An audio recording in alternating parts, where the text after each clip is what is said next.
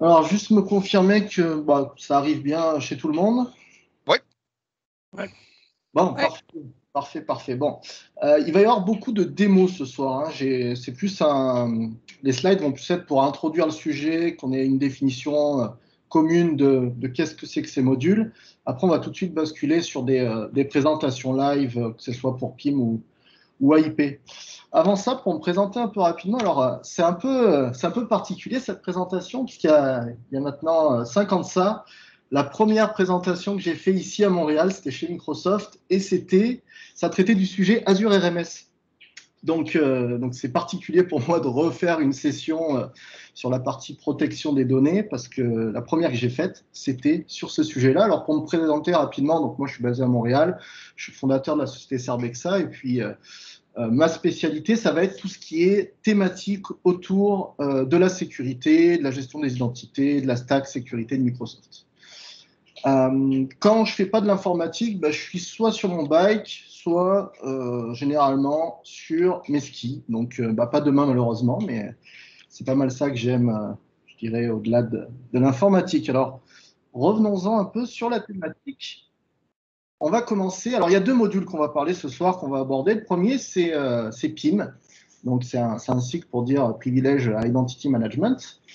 Rapidement, je sais que c'est compliqué, c'est plus simple quand c'est dans une salle, mais est-ce que vous connaissez un petit peu ce que vous avez déjà entendu parler ou que vous savez de quoi il s'agit? Ou pas du tout? Pas du tout.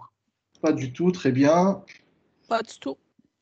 Très bien, parfait. Donc, excellent. Bon, on va y aller petit à petit. Alors, la première chose qu'on va faire, c'est se donner une petite explication de qu'est-ce que c'est et à quoi ça sert. Alors, qu'est-ce que c'est PIM? Alors là, on est vraiment dans la thématique sécurité et surtout sécurité au niveau de la gestion des identités. On va plus adresser ça. Donc, c'est ce qui va vous permettre de gérer, de contrôler et de surveiller tout ce qui est compte qui nécessite des élévations de privilèges. Donc, aujourd'hui, on est tous touchés par ces comptes-là. Hein. Je peux donner des exemples très simples. Lorsque vous faites de l'administration SharePoint, lorsque vous faites de l'administration des utilisateurs ou des groupes Office 365, lorsque vous faites de l'administration de Teams, ça vous prend un rôle côté Microsoft 365, donc c'est le rôle Teams Administrator, etc., etc. Donc on le retrouve un peu sur toutes les déclinaisons que vous avez au niveau des différents services, au niveau également des ressources Azure. Donc c'est quelque chose qui est qui couvre un spectre assez large. C'est quoi le rôle de PIM? C'est de dire, au lieu qu'un utilisateur ou qu'un groupe d'utilisateurs ait un accès en tout temps à ces privilèges-là, ce qu'on va faire, c'est ce qu'on va faire du just-in-time privilege. Donc l'objectif ici, c'est de dire, voilà, l'administrateur A, toute la journée, il n'a pas les privilèges. Par contre, du moment qu'il a besoin de faire une action, il va pouvoir faire la demande et puis ça va être accepté automatiquement, accepté après approbation, etc. Donc, l'objectif, c'est vraiment de mettre en place un système de surveillance autour de tout ce qui va être action portée sur des actions critiques d'administration au niveau de la plateforme Office 365. Alors, au-delà de tout ça, l'idée de contrôler puis de monitorer toute cette partie-là, c'est également pour des raisons, je dirais, majoritairement réglementaires et de surveillance, puisque au-delà de faire ça, on a la possibilité d'avoir des rapports très précis, la possibilité de faire des revues d'accès pour dire, cette configuration a été poussée par telle personne, on se rend compte qu'il y a encore 2-3 comptes qui ont migré de service ou qui sont plus à l'interne de l'organisation, qui ont encore des accès à privilèges, on va peut-être les retirer. Donc, l'objectif, au-delà de donner juste le droit au bon moment pour accéder à ces privilèges-là, c'est également d'avoir un contrôle accru de qu'est-ce qui se passe au niveau de l'administration, finalement, de la plateforme. Donc ça, c'est un peu le mot d'introduction de ce que fait PIM. Alors, dans les organisations, on a également, peut-être que vous entendez plus ce cycle, on a le PAM. Alors PIM, PAM, ça fait beaucoup de sigles, mais le PAM, c'est la même chose, mais généralement vu d'un point de vue plus environnements locaux. Donc, tout ce qui est on-prem. Alors, pour continuer un petit peu sur l'historique, est-ce que ça vous prend? historiquement, Microsoft n'a pas été très avant-gardiste sur ce périmètre-là. C'est-à-dire que, pour ceux qui le connaissent, au niveau de la gestion des identités, Microsoft, Microsoft, ça fait très longtemps qu'ils sont dans la gestion des identités, mais ils n'ont pas forcément adressé le volet élévation de privilèges. La première fois, vraiment, on a une solution d'entreprise qui est arrivée, c'était avec le module MIME, donc c'était en 2016, et c'était le module PAM pour MIME. Et donc, pour ceux qui l'ont effleuré, regardé, entendu parler une fois, ça nécessitait une énorme infrastructure pour gérer ça. Alors, Microsoft a vite abandonné le sujet et s'est dit, avec l'émergence de la plateforme Office 365, etc., ils se sont dit, on va lâcher la partie gestion locale et on va proposer un service dans le cloud. Et c'est de là qu'arrive PIM. Donc, PIM, maintenant, ça fait déjà un petit moment que ça a été en preview. Maintenant, c'est clairement en production. Et donc, ça vous permet de faire ce que je disais tantôt. Et par contre, en termes de prérequis, ça reste un service purement Microsoft 365. Donc, dépendamment du niveau de licence que vous avez, vous allez y avoir accès ou vous n'allez pas y avoir accès. Et puis, ce que ça vous prend ici, j'ai mis la synthèse, c'est soit de l'Azure AD P2, soit l'Enterprise Mobility Security EMS E5. On s'entend que c'est quand même des niveaux de licence assez élevés, mais je dirais que dépendamment des environnements sur lesquels vous travaillez, je dirais que dès qu'on a un peu de conformité, qu'on est dans la finance ou ce genre de choses, c'est vraiment des éléments très, très intéressants à analyser et puis à mettre en place. Comment s'appuie le modèle d'application des licences? On n'est pas obligé de le mettre à tout le monde, d'accord, cette partie-là. Pour l'application des licences, c'est très simple, c'est uniquement les personnes qui vont avoir à être interfacées avec PIM. Alors, ça peut être des personnes dont l'identité va recevoir l'élévation de privilèges, ça peut être des approbateurs, ça peut être des reviewers. En tout cas, du moment qu'on a à agir et qu'on va recevoir l'élévation de privilèges ou valider cette partie-là, ça va prendre l'accès à cette certification. À l'inverse, si vous êtes juste dans la configuration, il n'est pas nécessaire de disposer de cette licence-là. Alors, comme je vous le disais, l'objectif aujourd'hui, ce n'était pas forcément d'être orienté vraiment sur énormément de slides, c'est plus de le faire en mode live. Est-ce que vous avez déjà des questions ou des points à remonter par rapport à ce qui a été dit jusqu'à là? Puis, il ne faut surtout pas hésiter. Je sais qu'on est tous devant son ordi, que c'est tout de suite un peu moins personnel que d'être dans la salle chez Microsoft, mais n'hésitez surtout pas à poser les questions s'il y en a. J'en ai une question. C'est quoi le cas de figure qui ferait que, j'essaie juste de m'imaginer, le cas de figure que tu donnerais à un moment désiré, que je comprends bien, donner des permissions à quelqu'un momentanément? C'est quoi le cas de figure que vous l'appliquez? Ce qu'il faut voir, alors c'est une très bonne question, ce qu'il faut voir, c'est vraiment pour augmenter la sécurité. Donc le cas de figure, c'est de dire, au lieu de mettre 1, 2, 3, 4, 5 personnes, je ne sais pas, SharePoint Administrator ou Exchange Administrator en tout temps, partons du principe que ces personnes n'auront jamais les accès, sauf quand ils vont le demander. Donc qu'est-ce que ça veut dire? Ça veut dire que si je me mets par exemple dans la peau d'un administrateur SharePoint, et je veux faire une modification au niveau du tenant Microsoft 365, vous allez voir dans la démo, je vais faire une demande et je vais loguer le changement que je vais faire. Donc, je vais remplir, entre guillemets, une justification. Ça peut être une justification basée sur, je dirais, de la modification que je fais sur de la plateforme, ou ça peut être une modification basée sur un ticketing que je gère. Donc, un utilisateur a un problème, j'ai besoin d'aller corriger quelque chose, j'ai besoin d'aller changer une configuration. En tout cas, l'idée, c'est de tracer tout ça. L'objectif derrière, c'est quoi? Alors, moi, je travaille actuellement pour un client qui est dans le domaine bancaire. Quand on se fait auditer, la première chose que les auditeurs demandent, c'est faites une revue des accès. Faites une revue des accès, donc montrez-moi, soyez en mesure de me démontrer quelles sont les personnes qui ont ces accès-là. Et puis, pour aller plus loin, merci de me démontrer comment vous faites pour vous assurer de qu'est-ce qui a été fait par qui. Et avec cette partie-là, vous pouvez clairement démontrer via des évidences, donc c'est ce que généralement les auditeurs demandent, c'est de prouver par des évidences qu'est-ce qui a été fait et comment c'est géré. C'est vraiment ça l'objectif.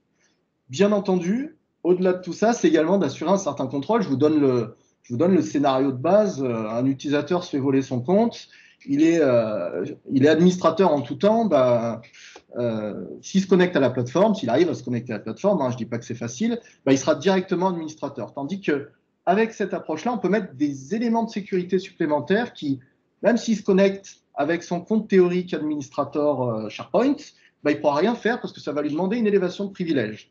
Et avec cette élévation de privilège, on va s'assurer qu'il y a un certain nombre de contrôles qui est mis. Et puis pour les éléments les plus critiques, on peut aller jusqu'à demander de l'approbation si on le souhaite. Alors j'espère avoir répondu un petit peu à... Oui.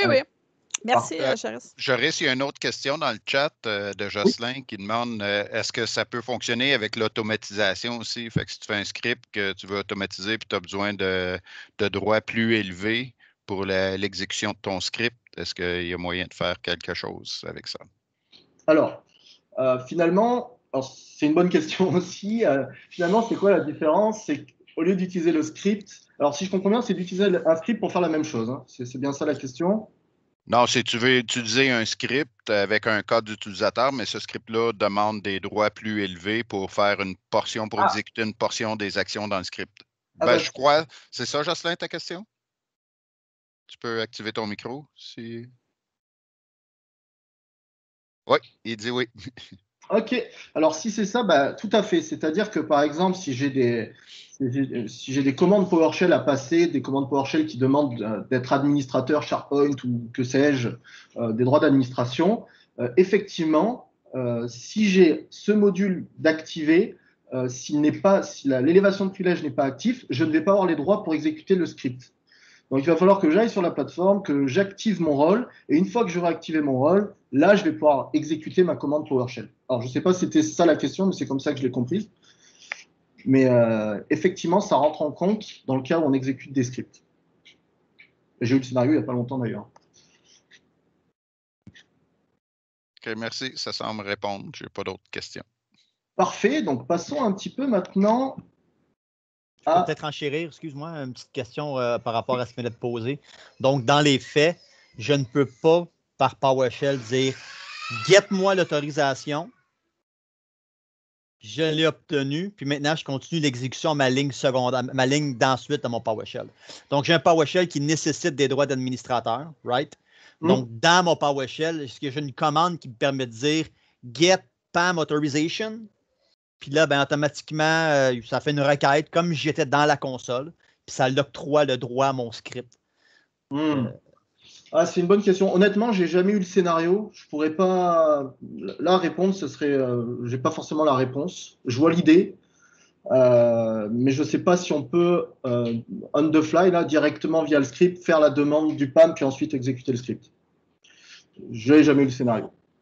Excellent, pas de problème. Merci. Mais ce sera un bon point. Ce sera un bon point à valider, effectivement. Alors, pour continuer. Ce que je vais vous montrer, c'est tout simplement la console d'administration de la partie Azure. Donc là, je dirais que jusqu'à là, ça doit être familier à pas mal de monde, enfin tous ceux qui sont sur Azure. Et puis, je vais directement basculer sur la partie PIM. Donc là, je suis sur finalement la console d'administration. Et puis, on voit que j'ai différents éléments que je peux faire. Donc, je peux gérer les accès. Ici, je peux... faire des demandes d'activation, parce que je peux aussi moi-même me faire des demandes si je le souhaite. Et puis, je peux faire tout ce qui est suivi. Donc, Discover and Monitor, c'est tout ce qui va être suivi, revue d'accès, audit, etc. Donc, avant de partir directement sur un scénario from scratch d'un utilisateur qui fait une demande, on va parcourir un petit peu la partie gestion des accès. Donc, la partie gestion des accès, comment ça se passe? Donc, si je reprends un peu la console, sur la partie gauche, il y a tout ce qui est les rôles que moi-même j'ai, mes demandes en attente, puis les approbations que je dois faire. Cette partie-là, étant donné que là, je suis connecté en tant qu'administrateur, on ne va pas la regarder là, on la verra lorsque je serai dans le scénario d'un utilisateur. Par contre, on peut regarder un petit peu directement en tant qu'administrateur ce que je peux faire. Donc, on retrouve un petit peu tous les rôles que l'on peut avoir au niveau de Microsoft 365. Et pour votre information, je ne l'ai pas configuré, mais il y aurait également la possibilité de gérer des ressources Azure dedans. Donc, par exemple, si je veux gérer... l'exemple que j'avais eu il n'y a pas longtemps, c'était gérer les subscriptions à ce niveau-là, c'est possible. Mais restons sur la partie plus rôle Microsoft 365.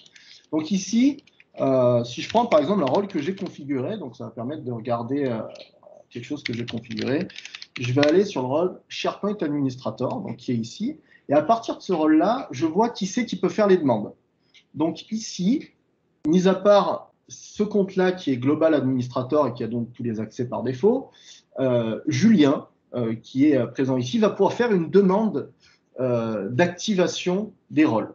Donc on voit également ici si les rôles sont actifs, s'il y a des rôles actifs. Donc dans ce scénario-là, il n'y a aucun rôle, et puis les rôles qui sont expirés. Ça, c'est la partie SharePoint Administrator sur la partie qui sait qui peut faire quoi. Après, on peut aller sur les paramétrages finalement qu'on a au niveau de ce rôle-là, c'est-à-dire que chaque rôle peut avoir un paramétrage unique, identifié, géré un peu à manière. Et donc, sur les paramétrages, ce qu'on va retrouver d'intéressant, c'est le temps maximum d'activation du rôle. Donc, par exemple, ce que j'ai mis dans le cas de SharePoint, c'est que lorsque j'active le rôle SharePoint, le jeton d'activation n'est valide uniquement que 2 heures. Passer 2 heures, s'il n'a pas fini, ça va automatiquement, il va perdre le rôle et donc il ne pourra plus se connecter en tant qu'administrateur à la plateforme. Excuse-moi, Joris, est-ce que tu peux faire une couple de fois CTRL+, parce que les vieux comme moi, on a de la misère à voir tout l'écran. Est-ce que là, c'est mieux? Oui, c'est mieux, merci.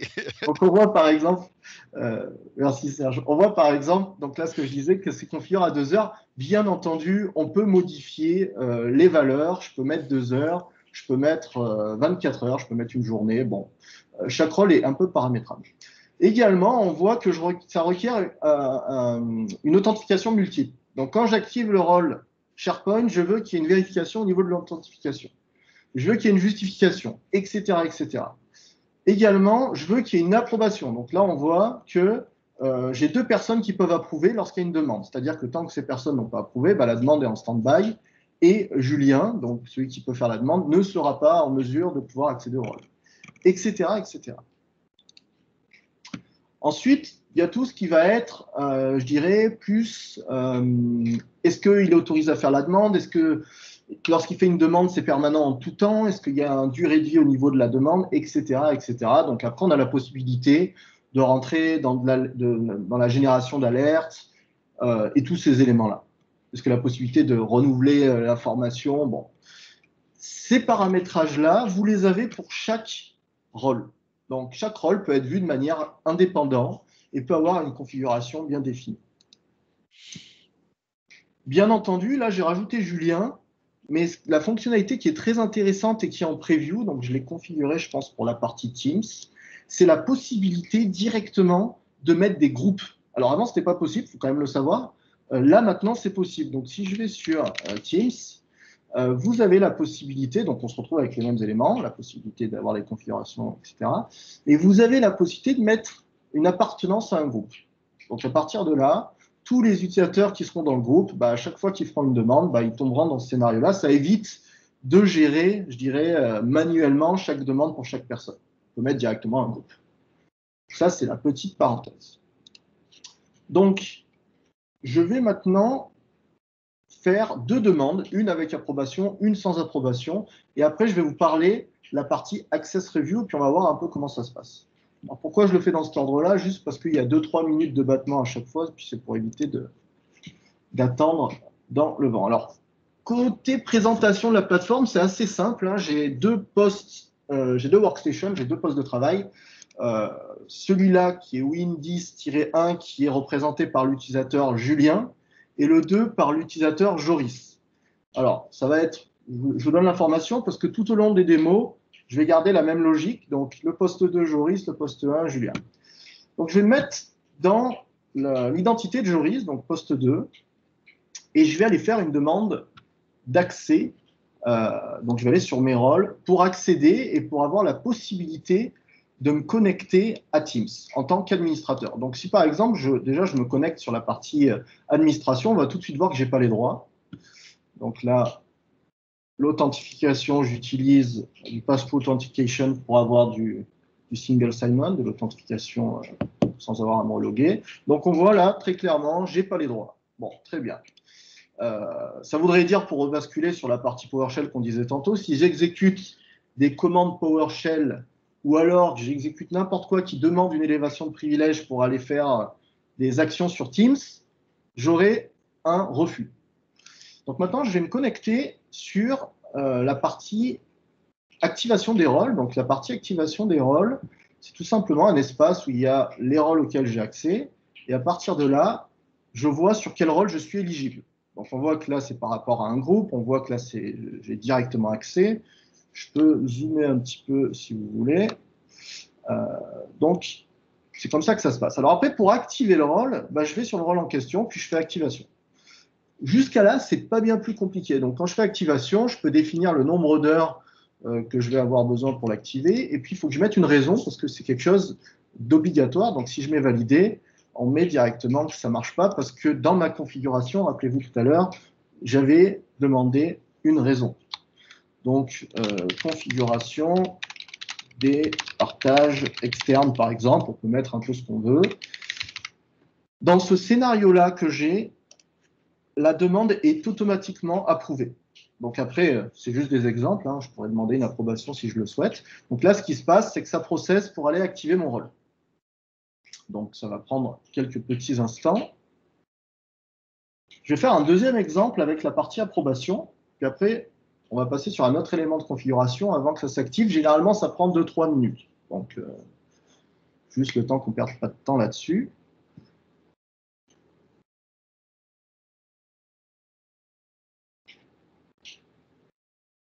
Là, validation de l'activation, ça va me mettre que tout est beau.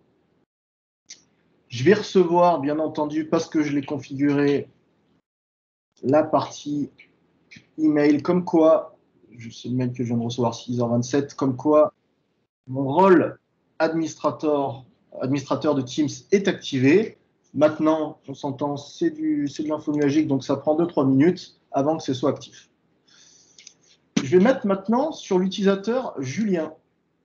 Donc, l'utilisateur Julien, je vais faire exactement la même chose. Donc, je vais refaire le scénario global. Hop. Je vais me connecter. Je vais aller sur mes rôles.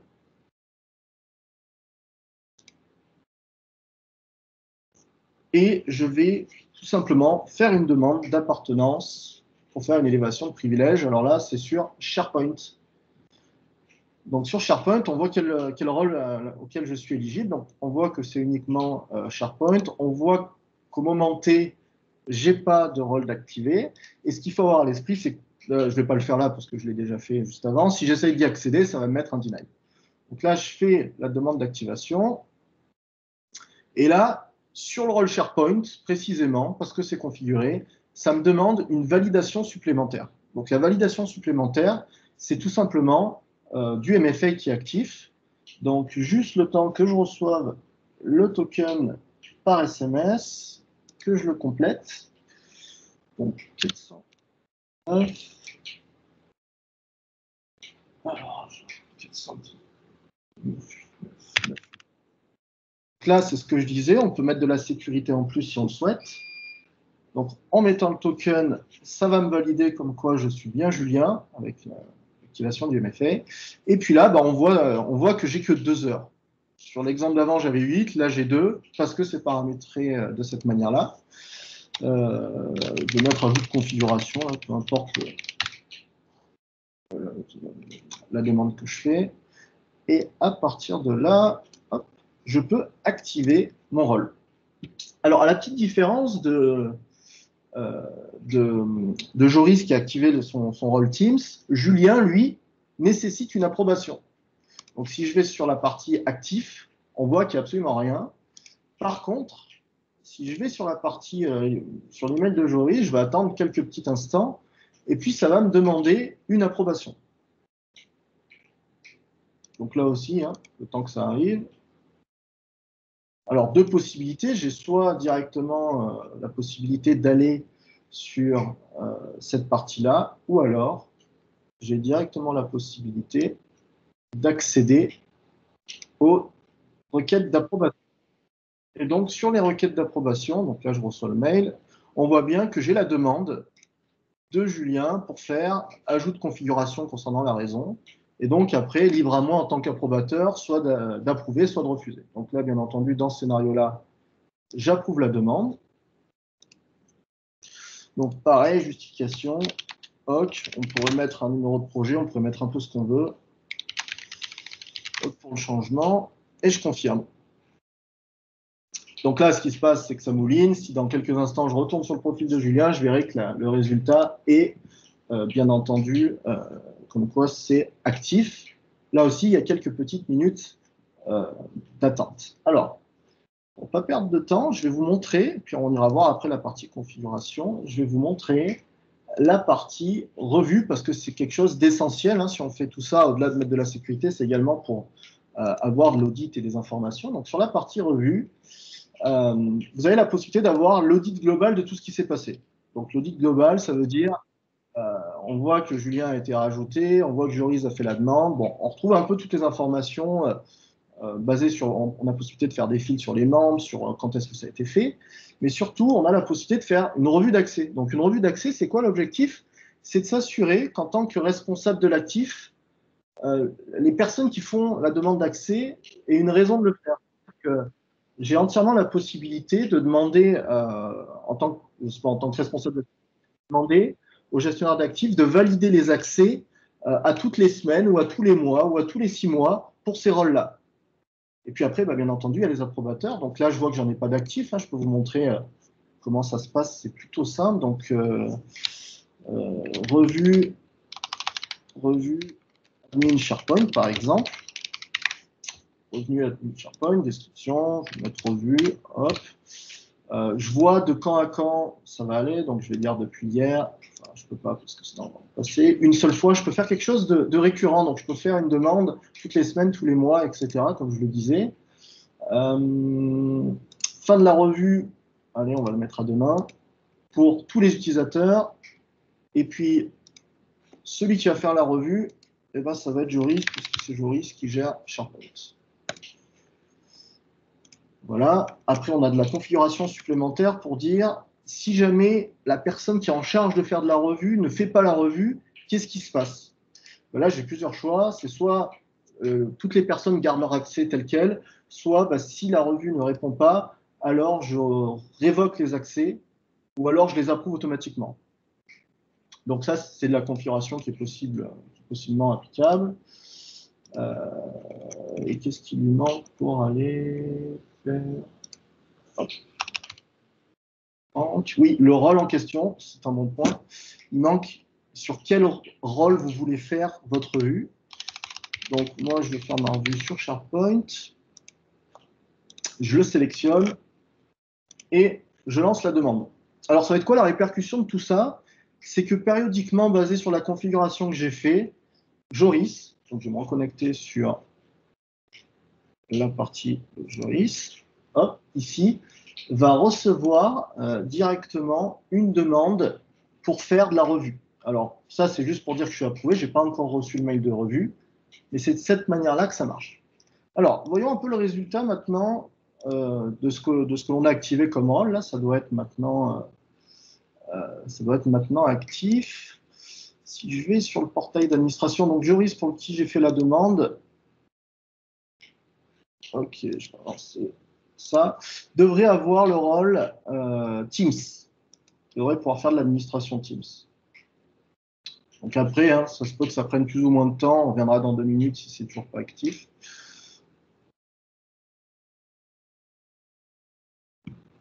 Est-ce qu'il m'a activé correctement mon rôle? Ouais, ça a l'air d'être tout beau. Donc là, on voit que maintenant j'ai accès à la console. On se rappelle que tout à l'heure, j'avais un joli... Et on voit que dans l'Admin Center, je n'ai pas accès à tous les éléments. J'ai accès uniquement aux Teams. Et à partir de là, je peux faire l'administration uniquement de Teams pour une période que j'ai précédemment demandée. C'est exactement la même chose pour Julien. Pour Julien, si je vais sur le portail d'administration, la seule partie auquel je vais avoir accès, ça va être SharePoint. Parce que tout simplement, j'ai fait la demande pour SharePoint. Alors, ce qu'il faut savoir, hein, c'est que passer le délai, si la configuration n'est pas finie, automatiquement, je perds les accès. Il y a la possibilité de mettre du renouvellement si jamais on n'a pas fini la configuration. Donc, il y a des moyens pour le faire, mais si jamais ce n'est pas le cas, on se retrouve directement à perdre le droit de le faire et donc pas aller jusqu'au bout de la configuration. Donc, on voit ici, par exemple, que c'est uniquement SharePoint.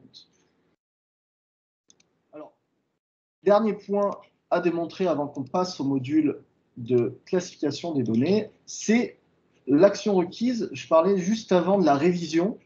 Donc, j'ai reçu le mail comme quoi j'ai une révision, vu que c'est moi qui suis le propriétaire de l'actif SharePoint. Donc, lancer la révision. Et à partir de là, je vais avoir pour rôle et pour responsabilité de valider si les personnes qui ont fait cette connexion-là doivent encore avoir les accès. Donc là, on voit par exemple qu'il n'y a que Julien qui a été, entre guillemets, connecté.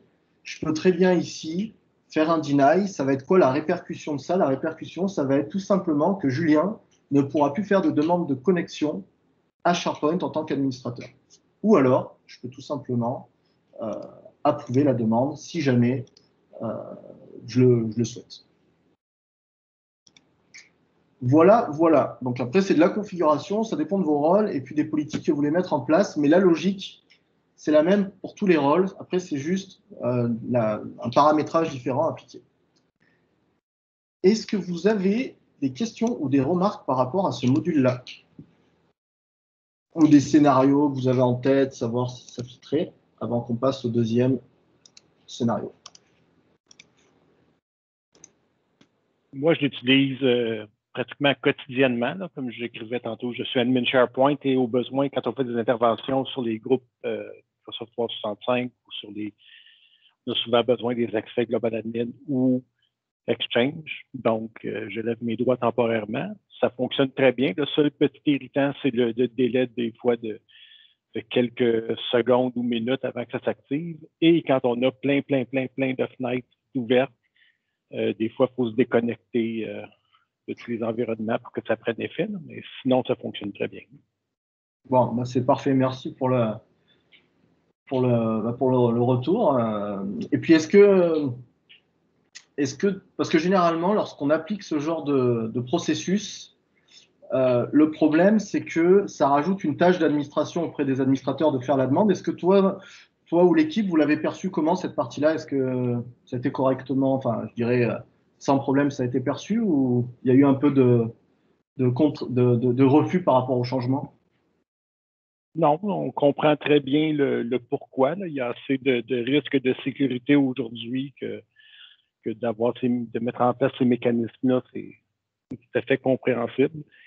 Et j'ai eu une expérience la semaine dernière. Je me suis branché mardi dernier à 9h le soir. J'ai activé mes droits d'admin justement pour aller vérifier des alertes que je recevais pour voir ce qui se passait. Puis un des officiers de sécurité est popé immédiatement pour savoir si c'était vraiment moi parce qu'il venait d'avoir une attaque et il voulait juste valider que tout se passait bien. Là. Donc, okay. Il y a une raison d'être à ces mécanismes-là. C'est tout à fait justifié. Et, c'est un bon point. Question comme ça qui me vient en tête.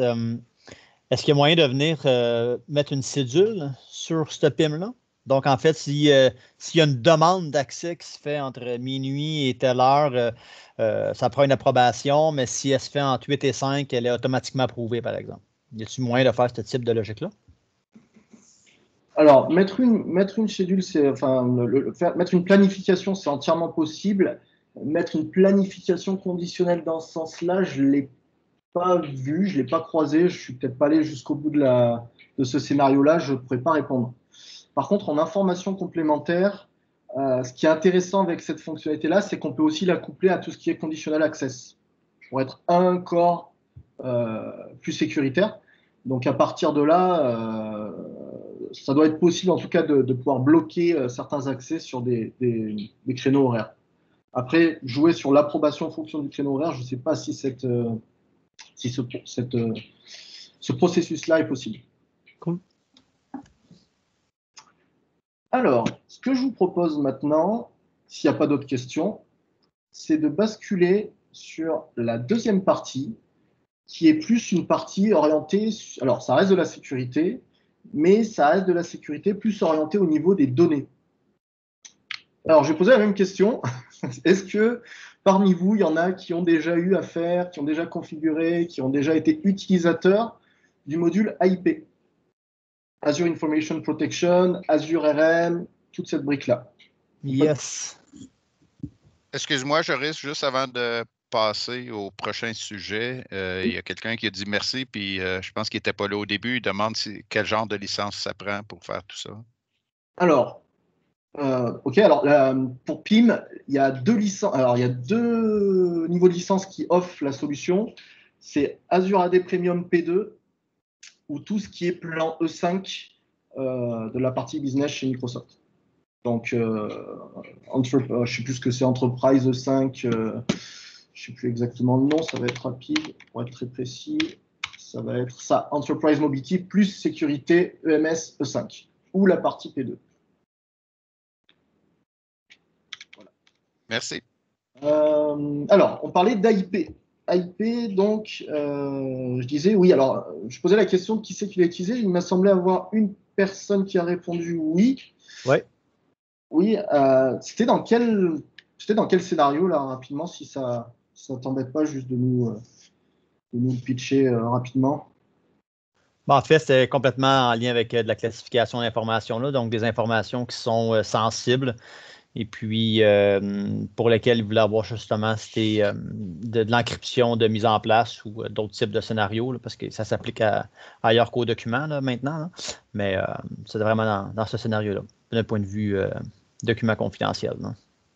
Ok, bon, parfait. Alors, AIP, donc on va faire un petit peu d'historique, on va regarder un peu les différences parce que ça a quand même énormément évolué, puis ça évolue encore plus aujourd'hui.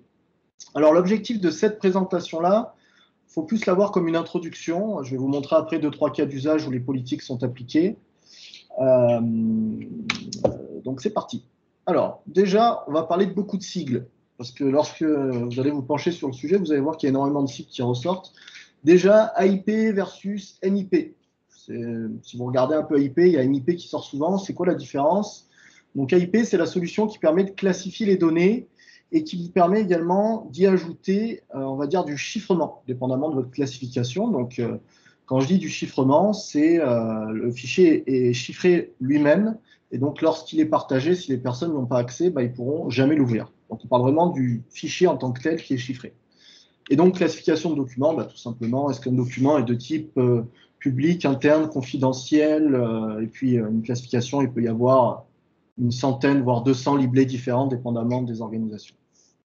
MIP, en fait, c'est la solution de Microsoft qui recoupe un peu tous ces sujets-là. Donc, ça recoupe Azure Information Protection, ça rajoute la partie Information Protection vue côté DLP, ça rajoute la partie Cloud Sécurité. Bon, c'est pour MIP, c'est pour Microsoft Information Protection. Donc, si un jour vous croisez ces sigles-là, juste, voilà, faites bien la différence entre les deux, ça vous fera gagner énormément de temps. Alors, pareil, on m'a souvent posé la question, quelle est la différence entre la partie labellisation dans Microsoft, alors à l'époque, c'était Office 365, après, il y a eu Azure AIP, maintenant, il y a Azure AIP UL pour Unified Labeling. Bon, c'est quoi un peu la différence de tout ça? Alors, la première chose, c'est qu'à l'époque, maintenant, ça tend un peu à fusionner avec la nouvelle méthode. À l'époque, la partie classification dans Microsoft 365, c'était essentiellement de la classification pour faire de la rétention de données et de la classification uniquement pour les services Microsoft 365. AIP, lui, c'était pour faire une classification un peu plus étendue. Donc, je peux vous donner des exemples. Hein. On pouvait directement appliquer des classifications sur des environnements sur site. Alors, le rôle s'appelait FCI pour File Classification, le I, je ne sais plus trop, infrastructure, voilà.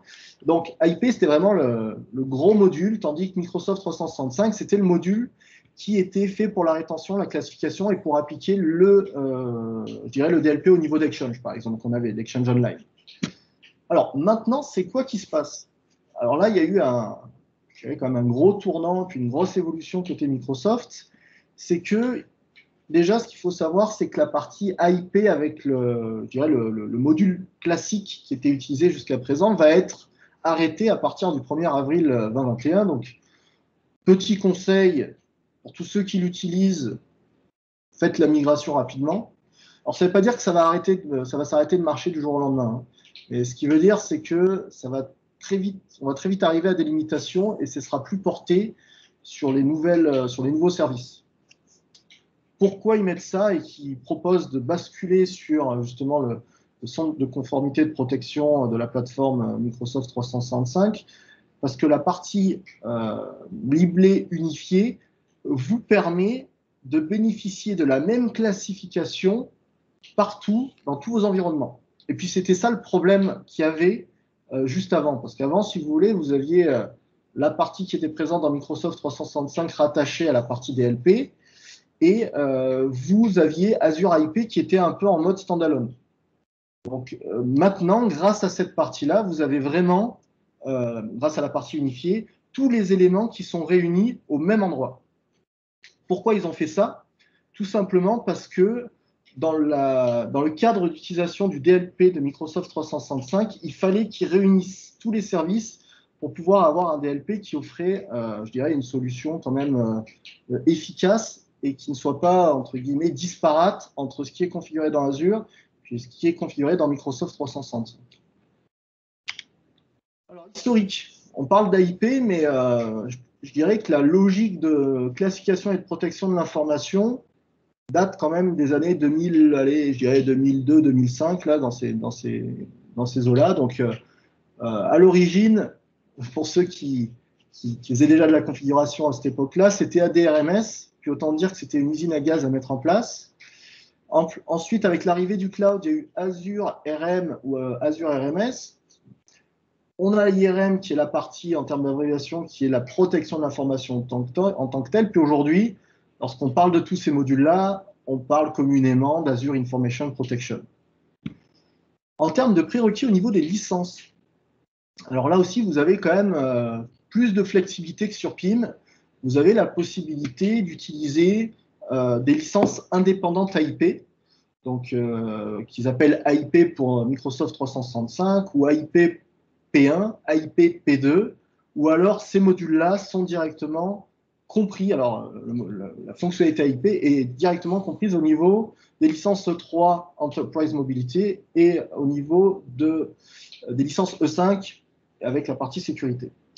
Alors, dépendamment de ce que vous voulez faire, ça vous prend un AIP P1, AIP P2. Donc là, l'objectif, c'est pas que je passe au travers de chaque fonctionnalité au niveau de votre licence, mais pour le synthétiser, ce que vous allez avoir au niveau, en plus du P2, ça va être la classification automatique. Donc la classification automatique, c'est, je dirais, la détection de chaînes de caractères, d'éléments dans le document qui fait qu'on ait la capacité de directement poser une classification. Alors l'exemple par défaut qu'on donne assez souvent, c'est la capacité de détecter un numéro de carte de crédit, de détecter un numéro d'assurance sociale ou détecter en tout cas une variable qu'on aura définie comme étant sensible. Pour faire simple, c'est pas mal ça. C'est pas mal ça l'information. Alors, on va passer un petit peu aux démos. Avant de passer aux démos, est-ce que vous avez des questions ou des remarques par rapport à ce qui a été dit ou besoin de clarification? Il y a une question qui demande c'est quoi Microsoft Cloud App Security? Alors, Microsoft Cloud App Security, c'est le module. Alors, je suis pas une. C'est plus rattaché à la partie développement. C'est le module qui va vous permettre d'intégrer et de gérer tout ce qui est sécurité de ces parties-là au niveau des développements applicatifs, ou alors de l'intégrer au niveau des applications que vous gérez au niveau d'Azure. Alors, je suis conscient que la définition que je donne n'est pas la plus claire et limpide, mais pour être totalement honnête, ce n'est pas l'élément où je suis le plus à l'aise non plus. Mais en tout cas, ça va être tout ce qui va concerner le monde applicatif dans Azure ou le développement d'applications pour y intégrer tout ce qui est API Microsoft. Voilà. S'il n'y a pas d'autres questions, ce que je vous propose, c'est de commencer avec une petite présentation de comment ça se passe, avant de passer au cas d'usage, un peu comme on a fait avec PIM. Alors déjà, les deux fenêtres. Alors, l'ancienne fonctionnalité AIP qui était présente au niveau de la plateforme Azure. Donc, au niveau de la plateforme Azure, on avait cette fenêtre-là où on pouvait créer des tags. Au niveau des tags, on pouvait après paramétrer tout ce qui était chiffrement, etc., etc. Donc, à chaque fois qu'on se connecte là-dessus, maintenant, on a un super warning qui nous dit « Attention, la solution va être non supportée, enfin, pas non supportée, mais dépréciée à partir du 1er avril. » Donc, attention, si vous êtes dans ce scénario-là, veiller à ne pas perdre de fonctionnalités et avoir une migration le plus rapidement possible vers le nouveau modèle. En tout cas, ça, c'est un conseil. La nouvelle fonctionnalité, elle se situe maintenant non plus au niveau d'Azure, mais au niveau de la plateforme, je dirais, d'administration de Microsoft 365 dans la partie sécurité. Donc, sur la partie sécurité et conformité, on se retrouve à avoir cette nouvelle interface. Et puis là, que je switch à droite ou à gauche, on est d'accord qu'on retrouve un peu la même logique. On trouve la même logique avec le nom des étiquettes. Donc, les étiquettes qui sont là sont des étiquettes par défaut. Comme je le disais préalablement, l'objectif ici est de vous faire une introduction au module, puis à voir un petit peu comment ça marche et répondre aux questions. Je pense que si on devait faire une présentation uniquement sur ce module-là, on pourrait bloquer facilement une demi-journée ou une journée. Alors, comment ça se passe? Il y a toujours plusieurs étapes. La première étape, c'est définir finalement la gouvernance qu'on va mettre au niveau de sa classification, donc définir les étiquettes. Alors là, dans cet exemple-là, il y a des étiquettes assez parlantes. On préfère des sous-étiquettes, on préfère des étiquettes par service, on préfère des étiquettes par équipe, on préfère un peu comme on veut. Donc, dépendamment de où vous êtes rendu à ce niveau-là, ça peut rapidement devenir quelque chose d'assez complexe et de volumineux à gérer. La deuxième étape qu'on va voir, alors après je vais rentrer sur les étiquettes, la deuxième étape qu'on va voir, c'est la publication de ces étiquettes. Donc comment ça se passe? Dans un premier temps, je configure mes étiquettes. Dans un second temps, je les publie pour les rendre disponibles aux utilisateurs ou aux services. Dans la mesure où on est sur une logique d'étiquettes unifiées et centralisées, l'objectif, comme je le disais en introduction, c'est de proposer ces étiquettes dans n'importe quel écosystème que vous avez. Avant, vous l'aviez au niveau des documents et au niveau d'Office. Maintenant, vous avez la possibilité de retrouver ces étiquettes au niveau de vos Teams, de vos groupes Microsoft 365, au niveau de SharePoint. Et bien entendu, toujours au niveau de vos documents. Donc, ce que ça prend au niveau de ça, aujourd'hui, c'est toucher un peu du PowerShell, puis d'aller faire un ensemble de commandes pour pouvoir propager finalement vos étiquettes à l'ensemble des services que vous souhaitez. Donc ça, c'est quelque chose que je ne peux pas vous montrer là, parce que c'est quelque chose qui est fait en amont en PowerShell. Joris, est-ce que tu peux faire un petit contrôle plus encore, s'il te plaît? Oui. Hop. Qu'est-ce que ça donne maintenant? Est-ce que c'est mieux? Ouais. OK, parfait. Alors, au niveau maintenant des étiquettes, donc on va regarder un petit peu, je vais passer sur deux étiquettes, je vais passer sur trois étiquettes, sur la personnelle, la confidentielle et la secret. Je vais passer sur ces trois étiquettes parce que les démos que je vais faire après, je vais avoir 3 démos et puis vous verrez en fonction du tag que je mets, le comportement derrière, comment ça se passe au niveau du système. Donc, au niveau de l'étiquette personnelle, donc vous avez toujours un peu la même logique.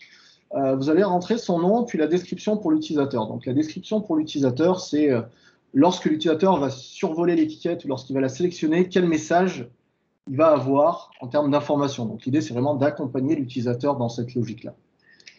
Ensuite, on a la portée. Donc, la portée, c'est où est-ce que je peux appliquer cette étiquette? Est-ce que c'est uniquement sur les fichiers, les emails? Est-ce que lorsque je crée un groupe, un site ou un Teams, on s'entend via le groupe, je vais avoir la possibilité de sélectionner cette étiquette. Donc, en gros, c'est finalement quelle va être la portée de cette classification dans mon écosystème. Qu'est-ce que Ressources Azure PureView? Donc, c'est une des choses que je vais, par exemple, pas vous montrer aujourd'hui. C'est la possibilité de pouvoir classifier vos documents basés sur les données que vous avez au niveau d'Azure. Ensuite, vous allez pouvoir choisir les paramètres de protection pour les fichiers et les emails sélectionnés. Donc, est-ce que je veux uniquement faire de la classification dans mon scénario ou alors est-ce que je veux faire du chiffrement et de la classification? Donc là aussi, en fonction de l'étiquette, vous avez la possibilité de sélectionner votre élément. Ensuite, lorsque je sélectionne cet élément-là, comment apparaît l'information? Est-ce que je veux faire du marquage du contenu? Alors, on verra comment ça se passe. Et moi, typiquement, qu'est-ce que je fais? Je rajoute des en-têtes et puis des pieds de page pour dire mon niveau, finalement, de classification au niveau du document ou alors au niveau de l'email. Comme je le disais également, vous avez la possibilité de faire de l'étiquetage automatique. Là, j'en ai pas fait dans ces exemples-là. Ensuite, pour la partie plus SharePoint et Teams, la possibilité de définir un niveau, je dirais, de partage d'informations. Est-ce que j'autorise le partage à l'externe? Est-ce que Est-ce que mon SharePoint est uniquement, ou mon Teams est uniquement privé ou il est public? Bon, tous ces éléments-là, on le verra plus sur la partie confidentielle. Ça, je ne le fais pas. Donc voilà pour l'étiquette personnelle. Si on regarde une étiquette un peu plus poussée qui est confidentielle, par exemple, qui est le tag confidentiel, comment ça se passe? On va retrouver exactement la même logique, hein, comme je le disais, n'importe quelle étiquette que vous allez faire, vous allez retrouver la même logique, à la différence que, dépendamment de ce que vous sélectionnez, vous allez avoir d'autres paramétrages qui sont disponibles. Alors, le temps que ça charge.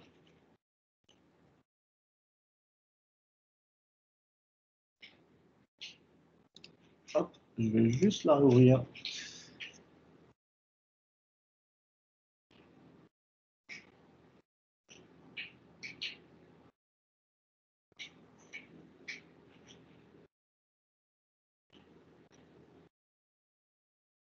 Alors, s'il y a une petite question en attendant, n'hésitez pas, en attendant que ça charge. Je voulais savoir si dans ton exemple, tu allais montrer comment l'appliquer à l'ensemble d'un site ou d'un Teams ou c'est pas prévu dans ta démo? L'appliquer direct. Alors, cette partie-là ne sera pas proprement vue dans cette démonstration-là. Okay. Par contre, oui. Je vais quand même être curieux de voir rapidement comment on l'applique sur le site, puis c'est quoi l'effet. Puis est-ce qu'il y a un lien aussi avec le champ classification qui existe quand on crée un Teams ou un site SharePoint, ou si c'est complètement deux choses séparées? Alors, par rapport au deuxième point, oui, c'est rattaché. Mais ça, par contre, je vais le montrer. Ça, Très bien. Merci beaucoup. Alors, en termes, maintenant que ça a bien voulu charger, en termes d'éléments, donc je peux passer sur les éléments. Là, la différence que vous allez avoir, c'est que je l'ai configuré également sur les groupes et les sites. On voit que j'ai également activé le chiffrement des documents et des emails qui bénéficieront de cette classification-là. J'ai également attribué des autorisations directement sur un groupe d'utilisateurs lorsque j'ai cette classification-là. Alors, qu'est-ce que ça veut dire pour faire simple? Ça veut dire qu'à chaque fois que je vais choisir confidentiel, dans mon exemple, ce groupe-là va recevoir les autorisations pour consommer le document ou l'email. Si les utilisateurs ne sont pas présents dans ce groupe-là, ils ne pourront pas lire l'email ou ils ne pourront pas consommer le document. Ça, c'est bien pour donner la précision. Le marquage du contenu, on voit que je rajoute également un filigrane en travers, mais on reste sur la même logique qu'avec l'entête et puis le pied de page. L'étiquetage automatique, alors là aussi, j'avais commencé à faire des éléments, mais ça peut prendre jusqu'à 24 heures avant d'être appliqué. Malheureusement, lorsque j'ai finalisé les démos, ça n'a pas encore été pris en compte, mais l'idée, c'était ce que je vous disais tout à l'heure. Dépendamment de ce que vous mettez comme information, ça va directement chercher ce tag-là. Groupe et site, donc là aussi, on peut mettre du paramétrage supplémentaire. Ce que j'ai mis dans le cas de la confidentialité, c'est que lorsque je mets un Teams ou un espace SharePoint confidentiel, il ne peut pas être public, il est forcément privé. Et puis, je refuse le partage à l'externe. Alors, cette fonctionnalité-là, là aussi, nécessite de la configuration supplémentaire et qu'elle soit alignée avec la configuration que vous avez au niveau de votre Teams et de votre SharePoint. Ceci étant dit, une fois que les éléments sont configurés initialement pour SharePoint ou pour Teams, lorsque vous activerez ce module-là, ça automatiquement bloquera typiquement les éléments dépendamment de ce que vous voulez faire. Donc, est-ce que c'est uniquement les membres? Est-ce que tout le monde peut y accéder? Etc. etc. Donc ça, c'est la partie confidentielle. La partie secret, la seule différence que j'ai faite, puis on verra comment ça se formalise dans la démo, c'est que je ne protège pas le document sur un groupe identifié, je le protège sur les personnes que j'ai identifiées en tant que propriétaire du document. Ce qu'il faut savoir sur le fonctionnement alors là, je vais introduire un nouveau sigle RMS qui est le module finalement qui chiffre vos documents, c'est que le propriétaire du document a toujours tous les droits sur son document. Donc, quand je suis le créateur du document ou de l'email, j'ai toujours tous les droits dessus. Ça, c'est quelque chose qui est important de savoir. Donc, c'est pour ça que lorsque je crée le document et que je positionne la classification secrète, j'ai la possibilité de choisir qui qui va pouvoir accéder à ce document parce que je suis le propriétaire. Je suis là un peu trop loin. Non, je suis pas allé trop loin. Voilà, autoriser les utilisateurs attribués. Et puis, dans cet exemple-là, ce qui va se passer, c'est que je vais pouvoir directement sélectionner les utilisateurs, contrairement à ce qu'il y a sur confidentiel, où en fait, je prédéfinis préalablement qui c'est qui va avoir accès à l'information.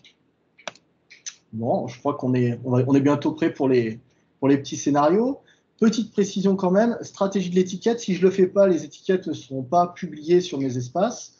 Donc si je prends par exemple, bon, je vais prendre la confidentielle, comment ça se passe au niveau de la publication?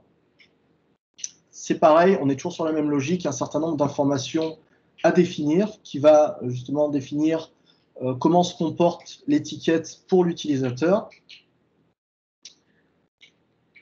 Le temps que ça charge.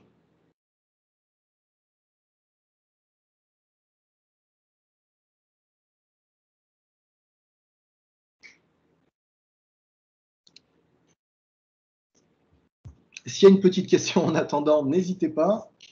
Est-ce que Microsoft a finalement pris en charge les traductions des étiquettes? Peux-tu gérer du multilangue ou on doit les mettre dans seulement une langue encore?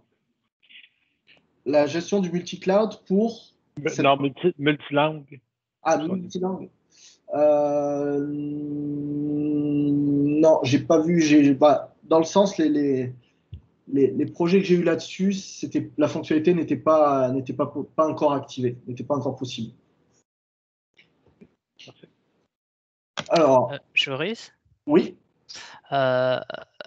Est-ce que maintenant, il est possible d'appliquer des étiquettes sur des types de contenus? C'était une amélioration qui a été soumise dans le site de User Voice.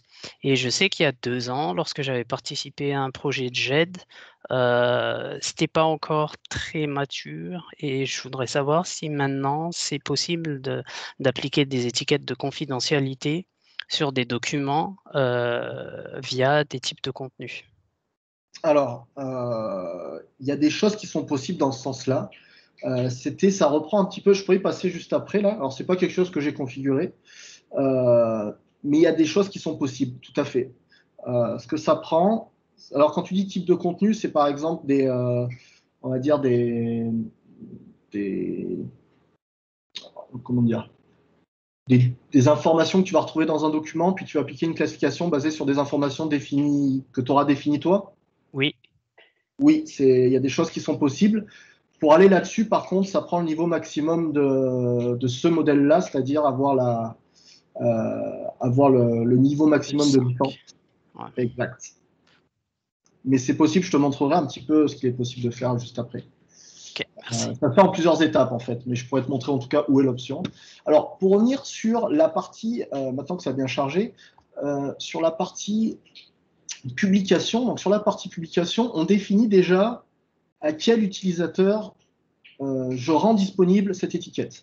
Alors, ce qu'il faut savoir, là, on s'entend que moi, les étiquettes que j'ai prises, c'est des étiquettes par défaut, mais je pourrais très bien, comme je le disais tantôt, en avoir 20, 30, 40, 50, avoir des sous-étiquettes, et je pourrais très bien définir une population par département ou service, c'est-à-dire que je peux très bien faire un ensemble d'étiquettes pour le département recherche et développement, un pour le département ressources humaines, un pour le département technique, etc. Donc, c'est dans ce sens-là que c'est important de pouvoir avoir le périmètre d'application de l'étiquette.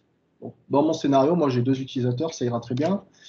Paramètres de la stratégie, là aussi vous avez la possibilité de rentrer un peu dans le détail. Et le détail, c'est le suivant, c'est par défaut quelle est l'étiquette qui est proposée. Également l'obligation pour un utilisateur, je vais y arriver, pour un utilisateur de justifier ou supprimer une étiquette lorsqu'on abaisse le niveau. Alors l'exemple, c'est le suivant. On garde en tête les étiquettes que j'avais mis tantôt, donc il y avait public, il y avait personnel public, interne, etc. Ce qu'il faut voir, c'est qu'il y a un ordre. Donc, le niveau le plus bas, c'est la première, le niveau le plus haut, c'est la plus en dessous. Du moment que je vais passer d'une étiquette de plus bas vers le dessus, donc il y a un niveau théoriquement de classification plus bas, ça va me demander de valider. C'est ça que ça dit. Ensuite, je peux également forcer aux utilisateurs de classifier les éléments. Parce que souvent, on s'entend, les utilisateurs ne pensent pas forcément à poser une classification sur des nouveaux documents qu'ils créent. Donc ça, c'est juste pour leur dire, lorsqu'ils vont fermer le document, on va avoir une pop-up qui dit, attention, mettez une classification, s'il vous plaît, sinon vous ne pouvez pas fermer le document. Et puis, on peut mettre de l'information d'être contextualisée si on le souhaite. Même chose, on peut obliger les utilisateurs à appliquer une classification au niveau des groupes, Teams, SharePoint, etc. Et puis, on peut en proposer une par défaut. Joris, il y a une question, il y a une main levée. Oui.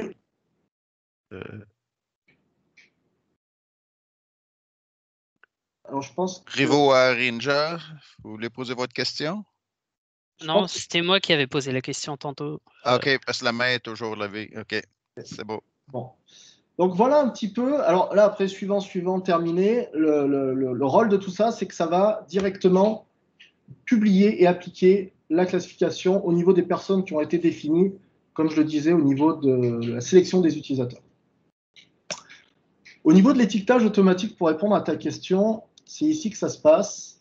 Donc là, il y a la possibilité de définir préalablement, alors ça prend de définir préalablement les informations sur lesquelles on veut propager la classification automatique.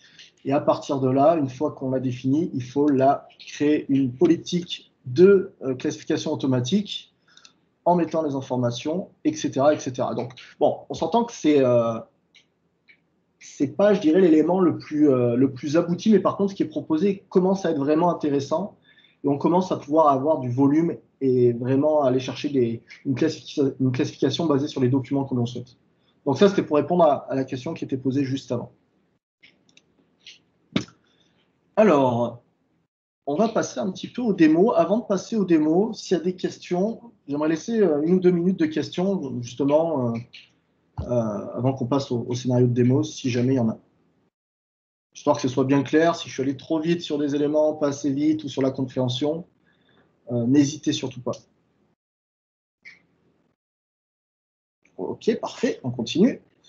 Donc, comme je le disais en introduction de PIM, je reprends mes 2 utilisateurs. Donc là, je suis connecté en tant que Joris, puis sur l'autre, je suis connecté en tant que Julien. Et on va faire un ensemble de partage, de création et aller voir les configurations que ça occasionne. Déjà, première chose que je vais faire, c'est partir de la plus simple. Je vais aller sur mon OneDrive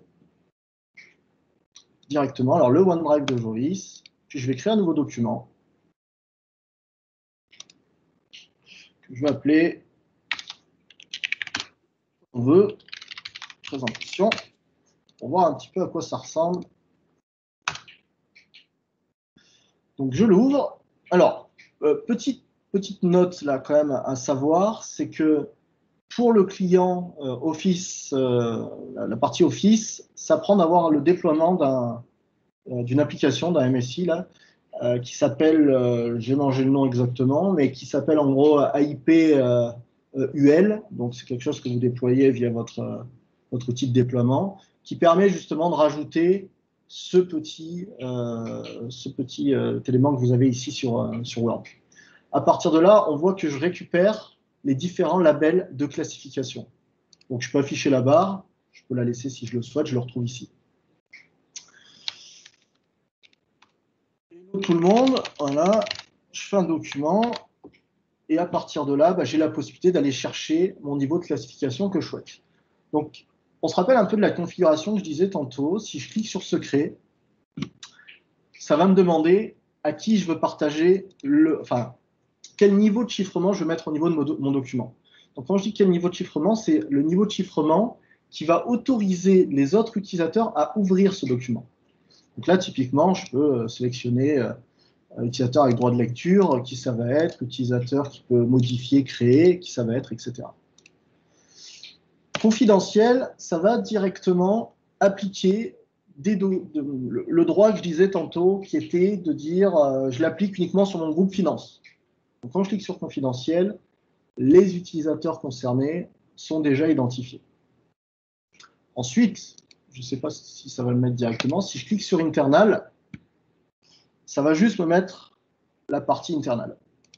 Alors, je vais mettre confidentiel, juste pour vous montrer à quoi ça correspond. Je vais quitter le document, je vais maintenant le réouvrir. Ça, c'est le deuxième exemple que j'ai configuré qui consiste à dire lorsque je mets une classification qui descend, entre guillemets, mon niveau de classification, alors je devrais avoir, alors déjà j'ai le petit bandeau qui m'explique que le document est chiffré, mais je devrais avoir un pop-up qui me dit attention, tu baisses ton niveau de sécurité, il faut une justification. Donc c'était ce que je disais tantôt, c'est des options qui sont possibles d'activer ou non, dépendamment de la classification que vous avez. Mais là, entre guillemets, l'idée c'est de dire, lorsqu'un utilisateur descend le niveau de classification, et peu importe son niveau, on va lui demander de justifier si c'est nécessaire. Alors, de la même manière, je vais envoyer ce document à l'autre utilisateur qui s'appelle Julien. Et puis là, je vais essayer de frauder. Je vais mettre que c'est une sensibilité interne. Alors, pourquoi il met... Je vais le faire différemment. Hop. Nouvel email. Est-ce que là, je vais bien créer? Parfait. Alors, je vais envoyer mon document que j'ai créé qui s'appelle présentation. Que ce document est présent à un niveau confidentiel, je vais l'envoyer à Julien. L'appeler présentation interne. Et puis, je vais lui mettre une sensibilité interne. Voilà. J'envoie le document. Je vais basculer sur le poste de Julien. Puis là, ce qu'on va s'attendre, c'est que si Julien ne fait pas partie du groupe finance, il ne pourra pas ouvrir le document. Parce que le document est chiffré et que pour pouvoir l'ouvrir, là, il faut tout simplement être dans le groupe finance. Alors déjà, ce qu'on voit, c'est que bon, ça m'a mis le petit logo interne. Hein. Alors, il peut apparaître comme ça, il peut apparaître combat de page, il peut apparaître à gauche, il peut apparaître à droite. Bon, c'est un peu de la configuration. Et on voit le document. Donc là, je suis dans l'utilisateur Julien. On voit ici qu'il va contacter, ça allait très vite, mais qu'il va contacter en fait le service RMS pour vérifier les autorisations. Puis là, on voit directement que mon chiffrement de données est correctement appliqué parce que je n'ai tout simplement pas les autorisations. Premier cas d'utilisation. Donc là, ce qu'il me dit, c'est si tu as un autre compte avec lequel tu veux essayer de te connecter, tu peux. Bon, moi, je n'ai pas envie, j'ai juste pas les autorisations. Puis on voit que c'est qui m'ouvre un Word, mais ce n'est pas le Word que j'ai demandé, c'est un Word tout blanc. Alors, deuxième scénario, je vais écrire un nouveau mail. Je vais l'envoyer toujours à Julien.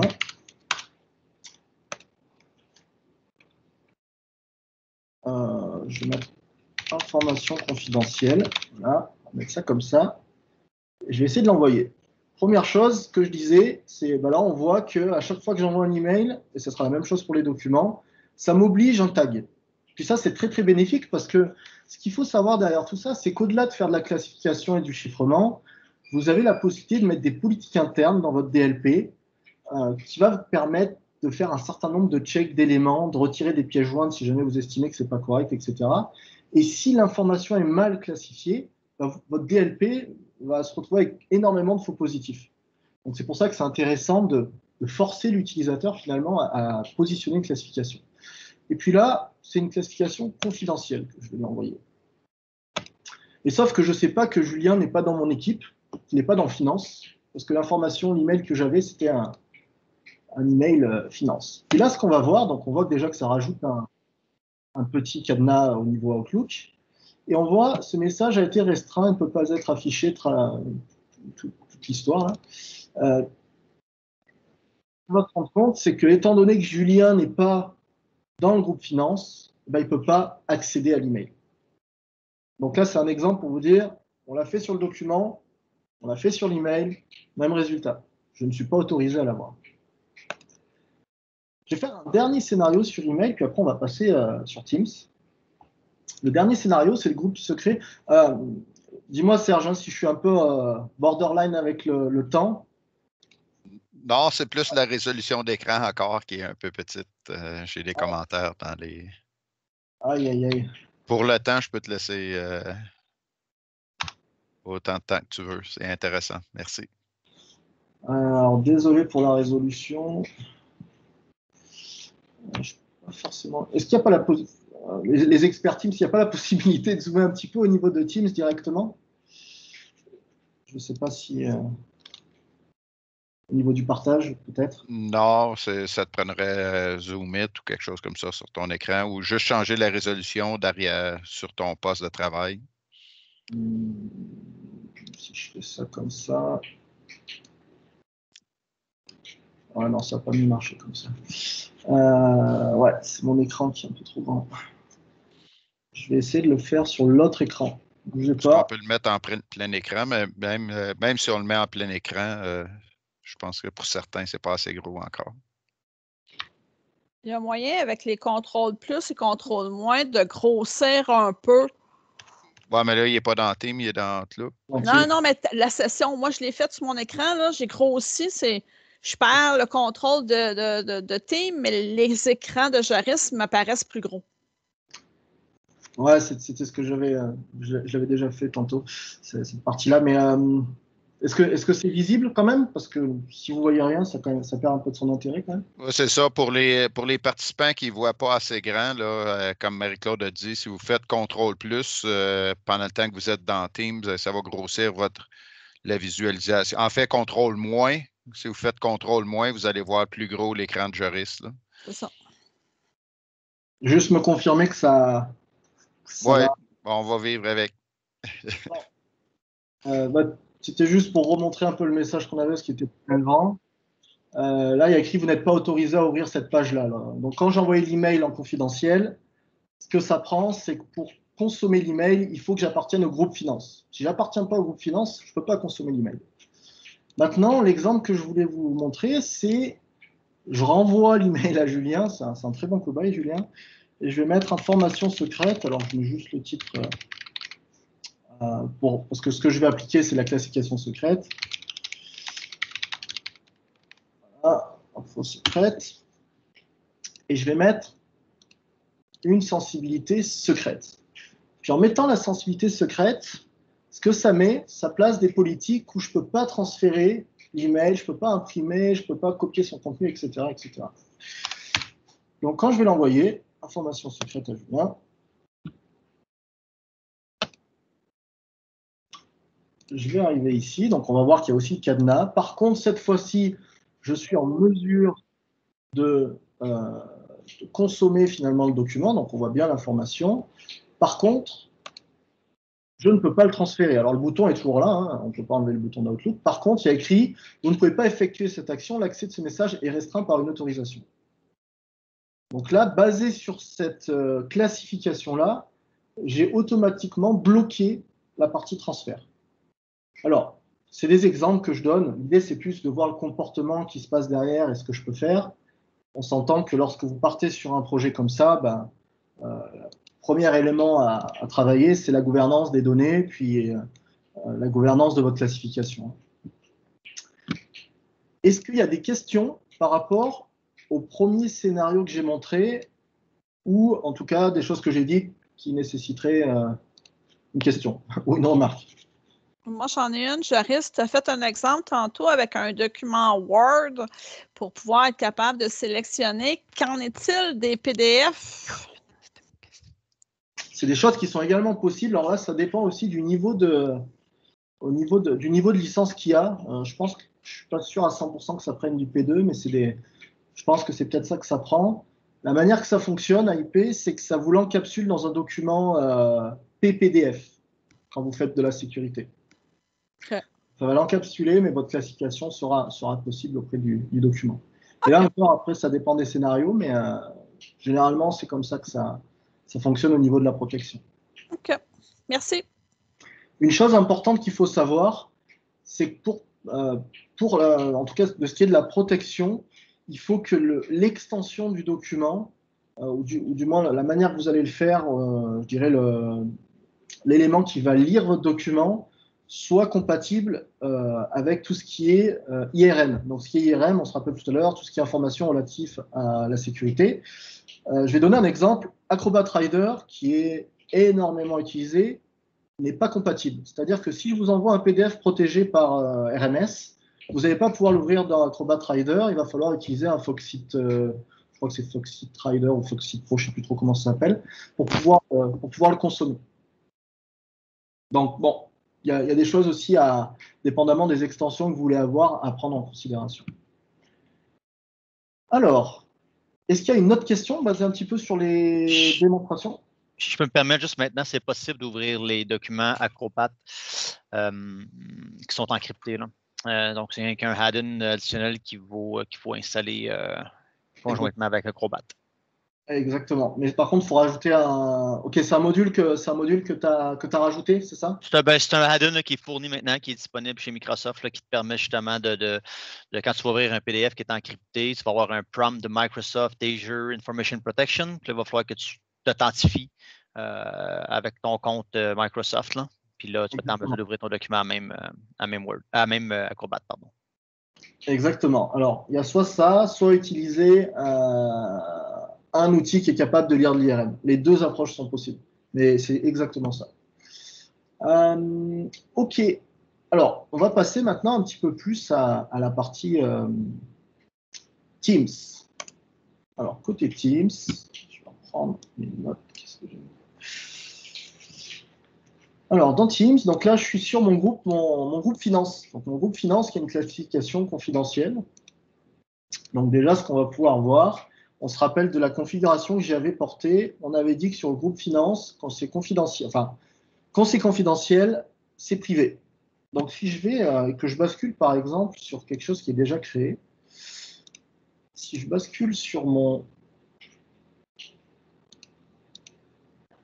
Alors, si je bascule sur mon paramétrage Teams, on va retrouver cette information-là.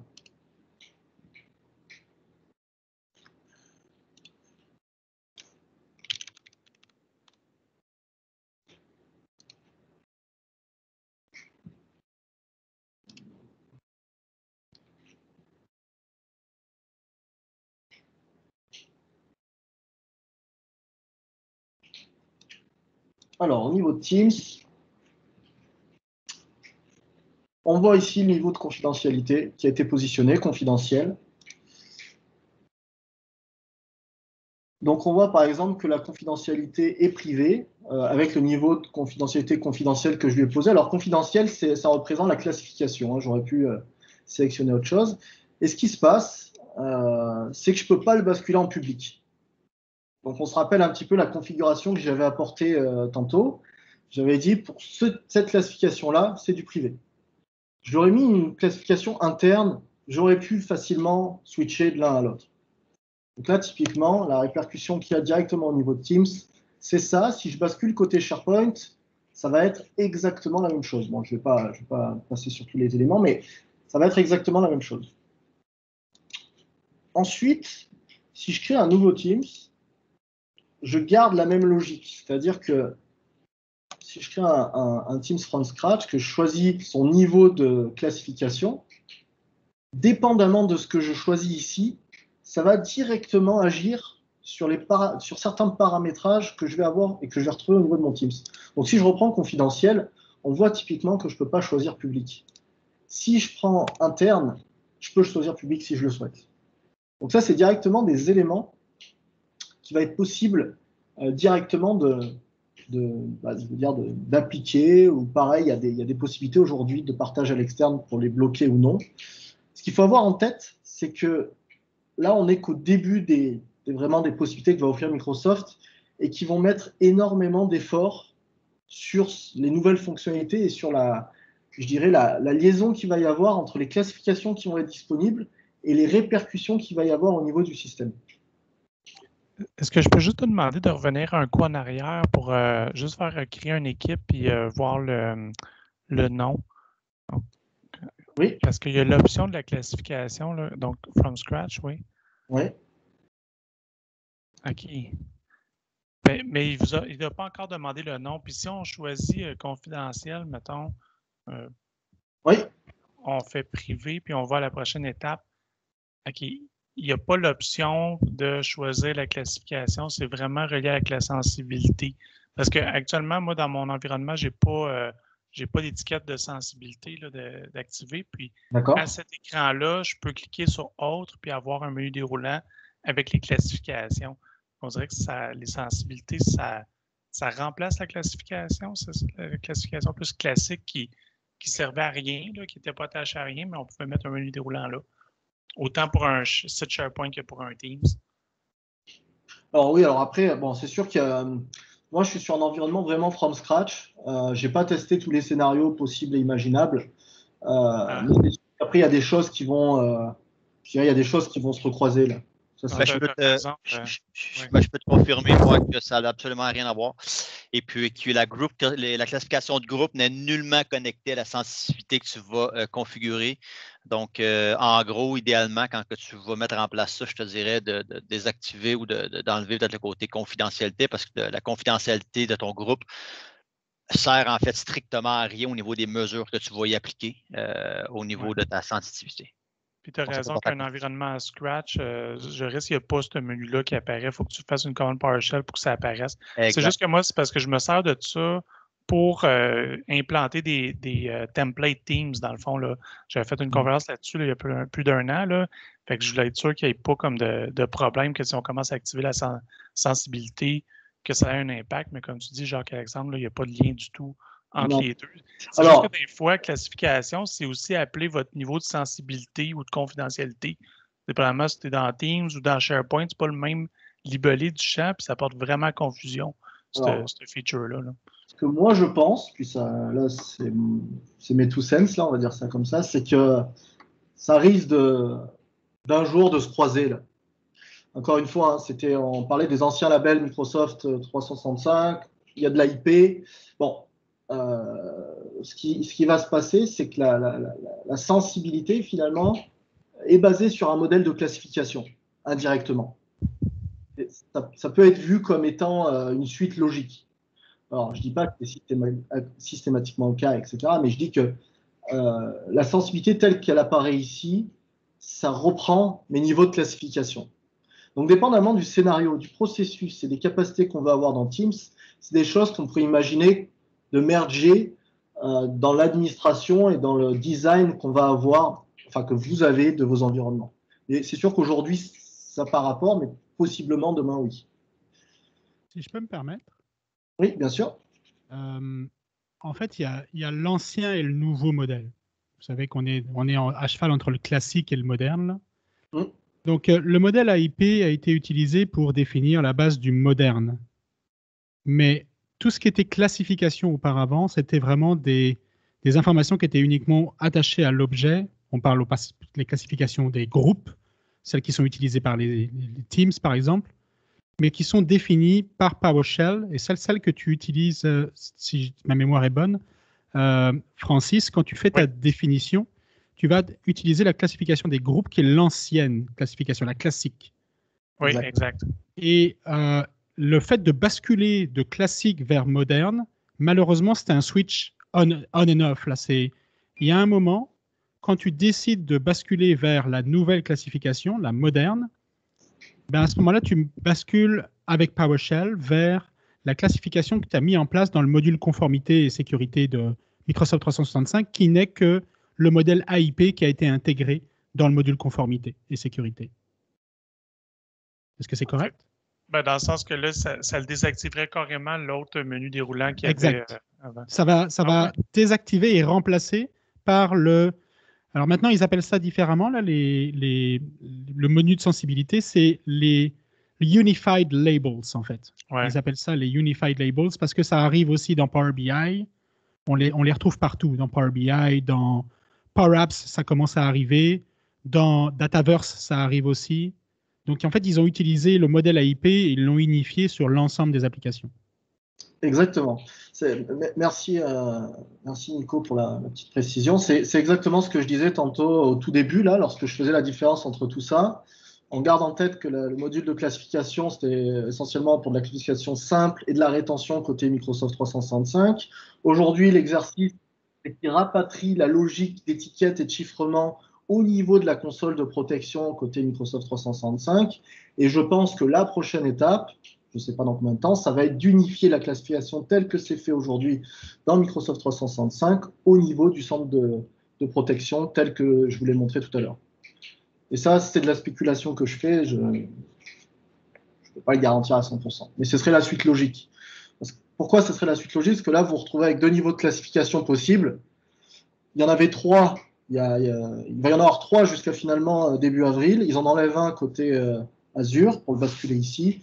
Il y a de fortes chances que ça bascule également côté Microsoft 365 ensuite. Donc voilà un petit peu côté... Ouais, si tu me permets là-dessus, Joris, pour l'instant, c'est encore au libre choix de l'utilisateur. Oui, exact. Et comme tu le dis, on ne sait pas lire l'avenir là, mais tôt ou tard, c'est sûr que maintenir 2 systèmes, sachant que le classique est deprecated déjà, bon, je vous laisse imaginer ce qui va se passer. Comme tu le dis, Joris, on spécule là, mais... C'est ça. Oui, alors spéculation veut dire, il ne faut pas prendre ça comme argent comptant. Là. Ça peut être totalement, ça peut rester encore 10 ans peut-être, je ne sais pas, mais voilà. En tout cas, on les connaît un peu, Microsoft, on sait vers quoi ils s'orientent quand ils font ça. Ils ne vont pas laisser redondant la même information longtemps, je pense. Mais bon. Donc ça, c'est création, via la création d'un Teams. Qu'est-ce que j'ai fait? Yes, discard. À partir de là, une fois que je suis dans mon Teams, on retrouve exactement la même logique. Alors, il faut bien différencier 2 choses, hein, c'est important. Il faut bien différencier lorsque je mets une classification sur un Teams versus la classification que mes objets à l'intérieur de mon Teams vont avoir. Parce que là, on s'entend, j'ai fait une classification simple à 5 niveaux, mais je pourrais très bien avoir fait une classification RH, comme je le disais tantôt, à la place de confidentiel comme c'est le cas, puis mettre des sous-classifications de type interne, externe, public, etc.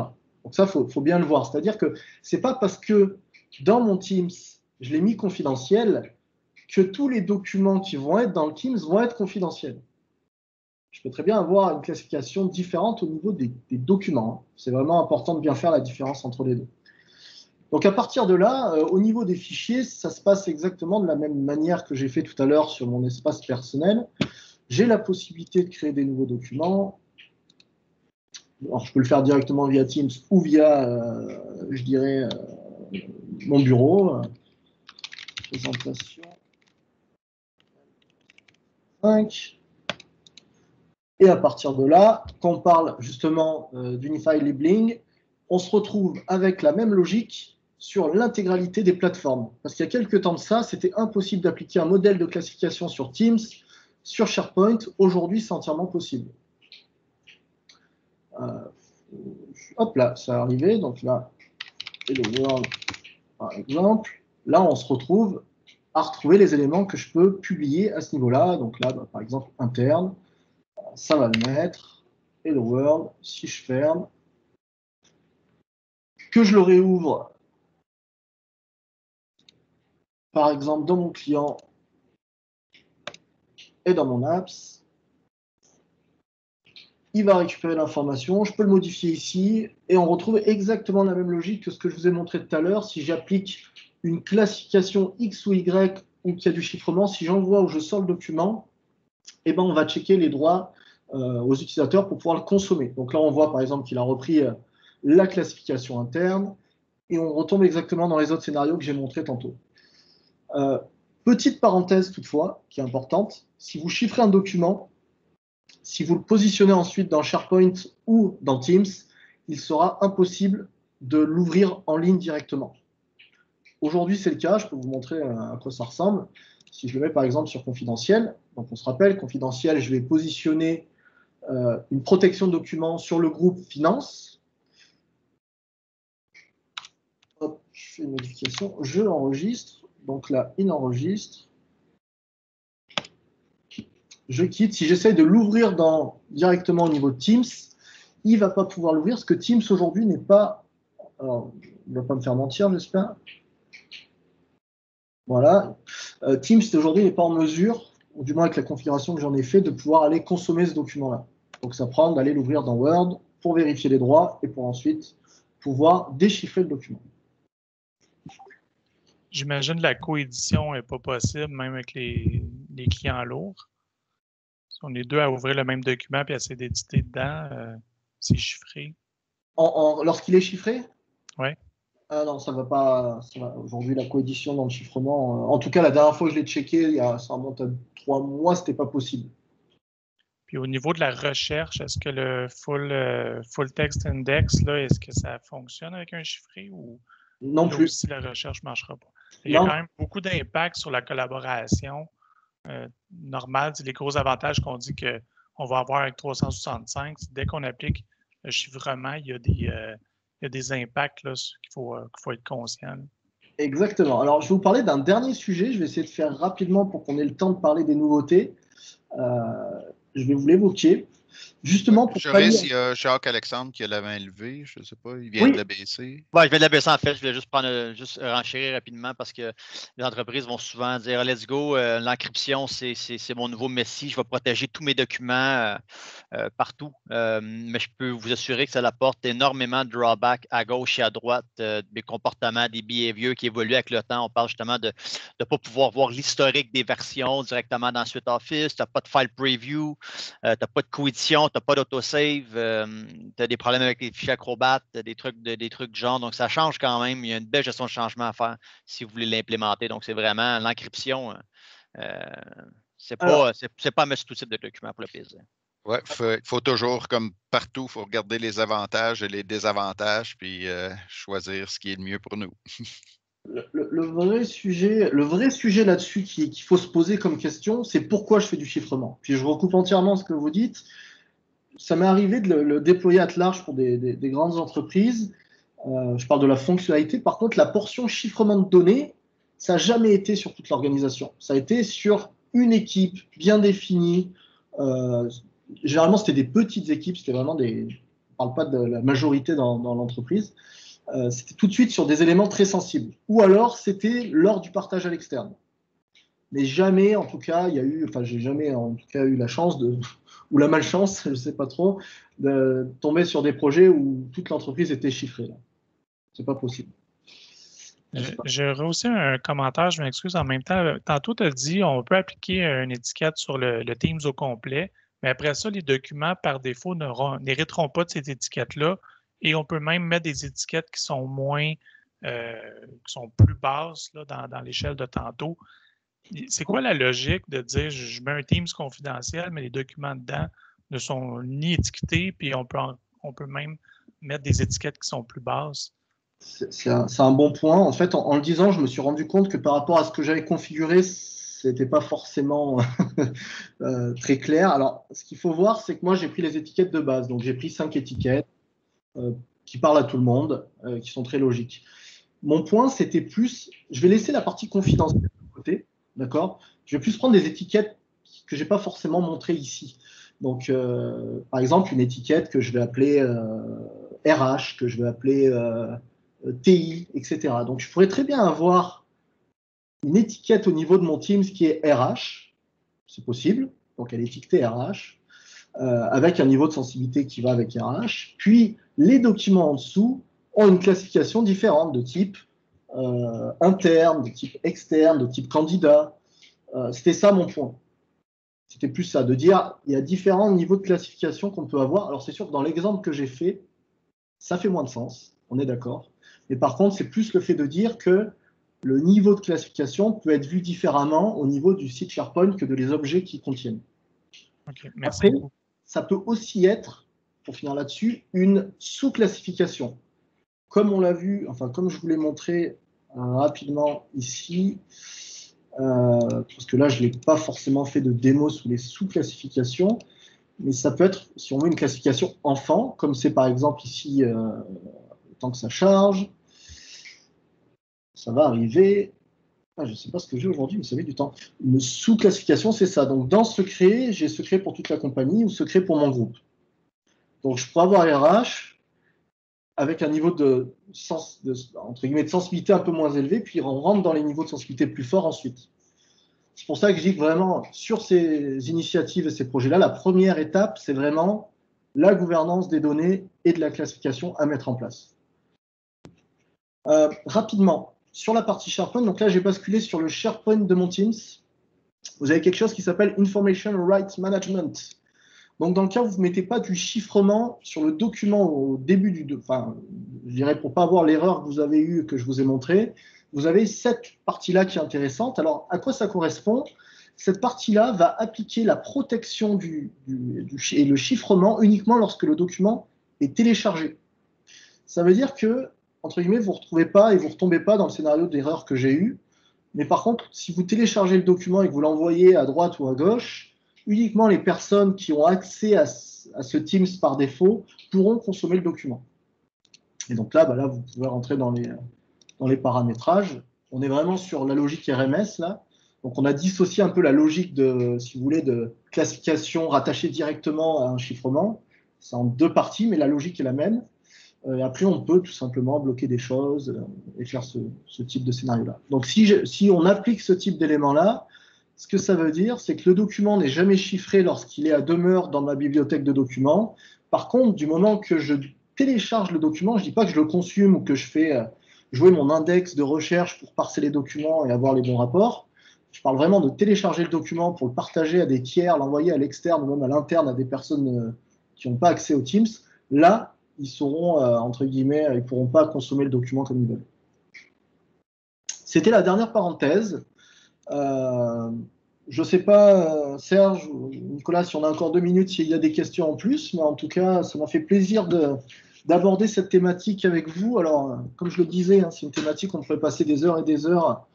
Et puis surtout, ce qui est intéressant, c'est lorsqu'on a des cas d'usage vraiment précis, de voir comment on peut le concevoir. Mais en tout cas, ça m'a fait grandement plaisir de vous présenter ça. Puis j'espère que vous avez apprécié. Et puis, merci beaucoup.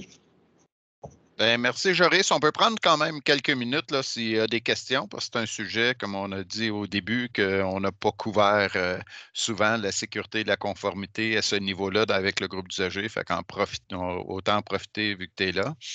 Est-ce qu'il y a d'autres questions? Il y a eu beaucoup de questions pendant la présentation. Est-ce qu'il y a d'autres questions? Je n'ai pas de questions. Je vais peut-être renchérir sur une chose, en fait, que la classification également, on va être en mesure d'appliquer avec les... Bon, je ne vais pas parler du projet Cortex en tant que tel, mais tous les côtés classifiers, excuse-moi, j'ai trouvé de la blague avec ce mot-là, mais qui va nous permettre justement de déterminer des règles d'auto-application en fonction des métadonnées présentes dans une bibliothèque, par exemple, ou sur un document pour venir automatiquement appliquer des labels de sécurité. Donc, c'est sûr que ça va venir aider parce qu'actuellement, il n'y a pas de moyen.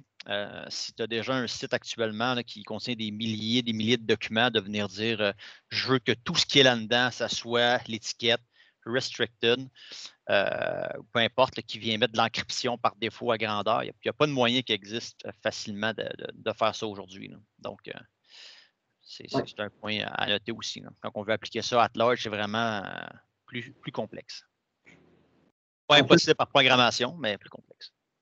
Ce qu'il faut voir aussi, là, dans les exemples que j'ai donnés, confidentiel était égal à chiffrement. Ce qu'il faut bien voir, c'est que c'est deux éléments totalement distincts. On peut très bien mettre du confidentiel sans chiffrer le document. Donc, généralement, quand je parlais d'Azure RMS, puis toutes ces bébêtes-là, je partais d'abord de la partie protection, mais en prérequis, c'était la classification. Donc, gardez à l'esprit que peu importe ce que vous voulez faire avec vos données, la première étape va être de les classifier. Puis ensuite, vous appliquerez des règles, un DLP dessus, la protection du chiffrement, etc., etc. La règle numéro 1, c'est d'abord la classification. Je ne sais pas s'il y a peut-être la place pour une dernière petite question ou quelques petites questions encore. Oh, ça a l'air tout beau. Ça semble pas mal clair. Alors, merci beaucoup encore une fois, Joris. Tu pourras revenir quand tu veux. Ça fait plaisir de t'avoir. La prochaine portion, c'est moi qui vais la couvrir. Là. On va prendre peut-être on a 15 minutes en fait. Je vais passer rapidement sur des annonces, des nouveautés qui sont disponibles ou qui vont être bientôt disponibles dans la plateforme comme on fait à tous les mois. je ne sais pas s'il y en a qui ont travaillé avec SharePoint Spaces pour travailler avec la réalité augmentée. Microsoft a annoncé qu'éventuellement, on va pouvoir créer des SharePoint Spaces directement à partir du menu par défaut lors de la création des sites. Moi, je n'ai pas travaillé avec SharePoint Spaces. Est-ce qu'il y en a dans le groupe ici qui ont travaillé déjà avec SharePoint Spaces? Qui ont fait des tests? Non. Non. J'ai mis un lien pour ceux que ça intéresse. Là, je l'ai ajouté ici. Une autre nouveauté SharePoint que Microsoft a annoncé aussi, c'est que quand on va ajouter des web parts, là, ça va changer. Je n'ai pas vu de nouveau look encore, mais on va pouvoir aller chercher les web parts les plus fréquemment utilisés, et ainsi de suite. Ça s'en vient vers la fin janvier. Je n'ai pas vu encore, moi, dans mon tenant, fait que je n'ai pas pu prendre de capture d'écran. Mais attendez-vous, là, quand vous allez modifier des pages puis, pour pouvoir insérer des web parts dans des sections à l'intérieur des pages, ben, le menu devrait changer. Fait que probablement que le mois prochain, on pourra vous présenter ce que ça va avoir de l'air, puis ça va être quoi l'avantage de ces choses-là.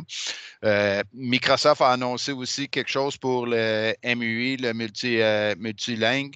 Donc, on va avoir supposé d'avoir plus de facilité éventuellement pour pouvoir changer les langues, autant pour la navigation, pour le titre, pour la description, pour les en-têtes, pour les pieds de page, dans les sites de communication. Fait que ça, c'est des choses qu'on doit vivre avec au Québec un peu dans certains cas. Donc, au Canada, on doit travailler avec des sites multilingues. Il y a des améliorations qui s'en viennent à ce niveau-là. Là, celle-là, je l'ai laissé ici, c'est Teams. Ça m'est demandé souvent aussi, là, certains, ceux qui sont rentrés comme des comptes anonymes dans la conférence aujourd'hui, ben, vous avez attendu dans le lobby, dans la salle d'attente. Ben, Microsoft va nous permettre de pouvoir ajouter un logo personnalisé à l'intérieur du lobby. Donc, les gens, quand ils vont entendre, ben, ils vont voir le logo de l'entreprise dans la salle d'attente qui va être intéressant, je pense. C'est des choses qui étaient déjà demandées. Quelque chose qui est arrivé, moi, chez nous, je ne sais pas, est-ce qu'il y en a qui l'ont vu, le nouvel outil pour switcher d'organisation à l'intérieur de Teams. Donc, quand on se...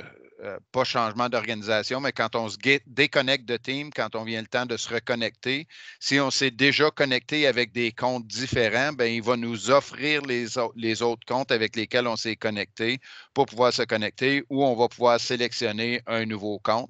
Fait que si on est dans Teams, on se déconnecte de notre organisation. Quand Teams redémarre, ben, moi, j'ai cette page-là maintenant. Je trouve ça vraiment pratique là, pour pouvoir switcher de tenant rapidement et pouvoir switcher de compte aussi à l'intérieur de Teams.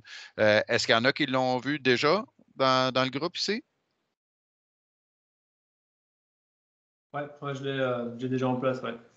Oui, fait que c'est vraiment cool. Là. Pour ceux qui ont besoin de switcher d'organisation souvent, c'est quelque chose de ceci surtout que tu peux switcher du compte perso au compte pro directement. Ça, c'est plutôt cool. Donc, en fait, avant, parce que moi, j'utilise aussi beaucoup mon compte perso pour tout ce qui est speaker et des choses comme ça. Et ça permet justement de pouvoir avoir les deux Teams ouverts. J'ai mon perso et mon pro qui est ouvert en même temps. Donc, ça, c'est plutôt cool. Et à côté de ça, avant, il y avait un problème, c'est qu'avec le compte perso, une fois que tu as une organisation qui est liée à ton compte perso, tu ne pouvais pas revenir sur la partie personnelle, donc avoir ton agenda Outlook qui était visible. Et maintenant, en fait, on peut retourner sur la partie perso, alors qu'avant, on pouvait que le faire avec le téléphone. Avant, sur le PC, c'était pas possible. Donc, ça permet d'avoir son calendrier Outlook sur Teams maintenant aussi, correctement. Ah, cool, merci. Je ne travaille pas avec la portion perso, mais c'est cool de savoir ça. Merci, Laurent. Puis il y en a probablement qui ont vu aussi l'outil pour switcher d'organisation, pour changer de tenant avec ton compte. Ben, si tu as plusieurs comptes maintenant, ben, il n'y a plus la petite flèche à côté de la photo qui va apparaître pour pouvoir sélectionner les autres organisations. Il y a l'outil qui va nous permettre de switcher d'organisation. Ils ont changé aussi l'emplacement ou la position là, pour pouvoir changer notre statut pour dire, mettons, si on est disponible ou en communication et ainsi ainsi de suite, et pour pouvoir définir le message d'état.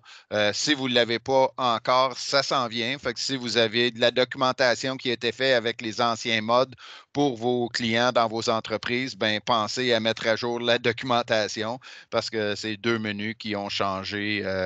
S'ils ne sont pas encore changés chez vous, ça s'en vient très bientôt. Pour le mieux, je pense. Là, c'est plus rapide. Moi, je trouve que ça va très bien avec ce nouvel outil-là. Le fameux bac de partage qui va changer aussi, je ne l'ai pas encore, mais quand on va cliquer sur la flèche pour aller partager notre écran, ben, le bac de partage va apparaître directement en dessous maintenant et non comme l'ancien bac là, complètement en bas avec la longue barre. Ça s'en vient bientôt. Je pense que ça va être en février où on va voir ce changement-là. Bref, au niveau de Teams, ben, beaucoup de changements visuels pour les utilisateurs qui va dire ben, beaucoup de changements à votre documentation et à vos manuels de formation si vous avez fait de la formation interne avec vos utilisateurs. Microsoft ça, ils l'ont annoncé, mais je n'ai pas vu de date encore quand est-ce que ça s'en vient. Mais l'application web de Teams permet le mode ensemble ou la vue ensemble, tout le monde ensemble, et le Large Gallery à l'intérieur du navigateur permettent d'avoir plusieurs vidéos dans l'affichage avec le navigateur aussi. Mais c'est des choses, là, ça a été ajouté au roadmap. On voit là, le 22 janvier puis le 15 janvier. Fait que s'ils viennent de l'ajouter au roadmap, probablement qu'il va falloir s'attendre pendant encore un petit bout de temps. Mais gardez un heads-up pour ça. Pour ceux qui travaillent avec la version web, ben, on est limité. Microsoft, ils nous écoutent puis ils travaillent sur ces choses-là pour essayer d'améliorer encore une fois. Les live captions ou les sous-titres pendant les réunions Teams, c'est cool, mais ça marche juste en anglais, fait qu'il ne comprend absolument rien au français. Ben, l'allemand, français, espagnol, japonais, brésilien, portugais et hollandais s'en vient bientôt, dans un avenir rapproché. Moi, je dirais probablement 2-3 mois, mais ça va venir bientôt. On a parlé de conformité un peu plus tôt. Celle-là, ça va peut-être prendre un peu plus de temps. Ben, Microsoft va permettre directement à partir de l'admin, l'outil d'admin de Teams, de pouvoir faire une révision des comptes guests, des comptes invités qui sont à l'intérieur des Teams, puis définir un trigger, définir un niveau pour dire, ben, après 6 mois, je veux pouvoir réviser puis voir est-ce qu'on a encore besoin des invités à l'intérieur de ces teams-là. Fait que ça, je pense que ça va être intéressant là, au niveau de la conformité, encore une fois. Le touch bar dans les Teams pour Mac, ça s'en vient. Encore une fois, c'est des nouveautés qui ont été annoncées. Le nombre de membres, 25 000 membres par team au lieu de 10 000 membres. Ça a commencé à être déployé en décembre. Je n'ai pas essayé de me rendre à 25 000 membres, fait que j'ai aucune idée si c'est rendu dans mon tenant. Je ne sais pas s'il y en a qui l'ont testé, qui ont une organisation avec 25 000 membres, puis ont essayé d'avoir 25 000 membres dans un team. Je trouve ça énorme, mais avec toutes les fonctionnalités qu'il y a à l'intérieur de team, éventuellement, ça va être disponible. Les réactions dans le team, ben, ça, on a vu que ça arrive déjà, c'est déjà arrivé. Une nouveauté qui va s'en venir dans Outlook que je trouve intéressante, c'est quand tu vas avoir quand tu vas avoir 40 participants ou plus, ou 10 listes de distribution ou plus, ben, automatiquement, Outlook, il va te mettre il va te dire, ben, tu devrais peut-être penser à changer les options de réunion. On a parlé souvent des options de réunion à l'intérieur de Teams pour décider qui va avoir le droit de passer à travers la salle d'attente puis de rentrer directement, qui va avoir le rôle de présentateur, est-ce qu'on permet aux utilisateurs d'activer leur micro ou pas. Ben, pour les grandes réunions, ben, Microsoft il se dit, puis moi aussi je le dis souvent aussi, là, dans les grandes réunions, on devrait contrôler ces choses-là. Ben, si on planifie une réunion à partir d'Outlook, éventuellement, on va voir un pop-up qui va nous aviser qu'on devrait penser à aller voir les options de réunion pour changer ces options-là. Fait que c'est rapide, mais j'avais quand même 15 minutes. Fait que, est-ce que vous avez des commentaires sur des points qui ont été couverts là-dedans, des choses que vous attendiez depuis longtemps puis que vous êtes content de voir?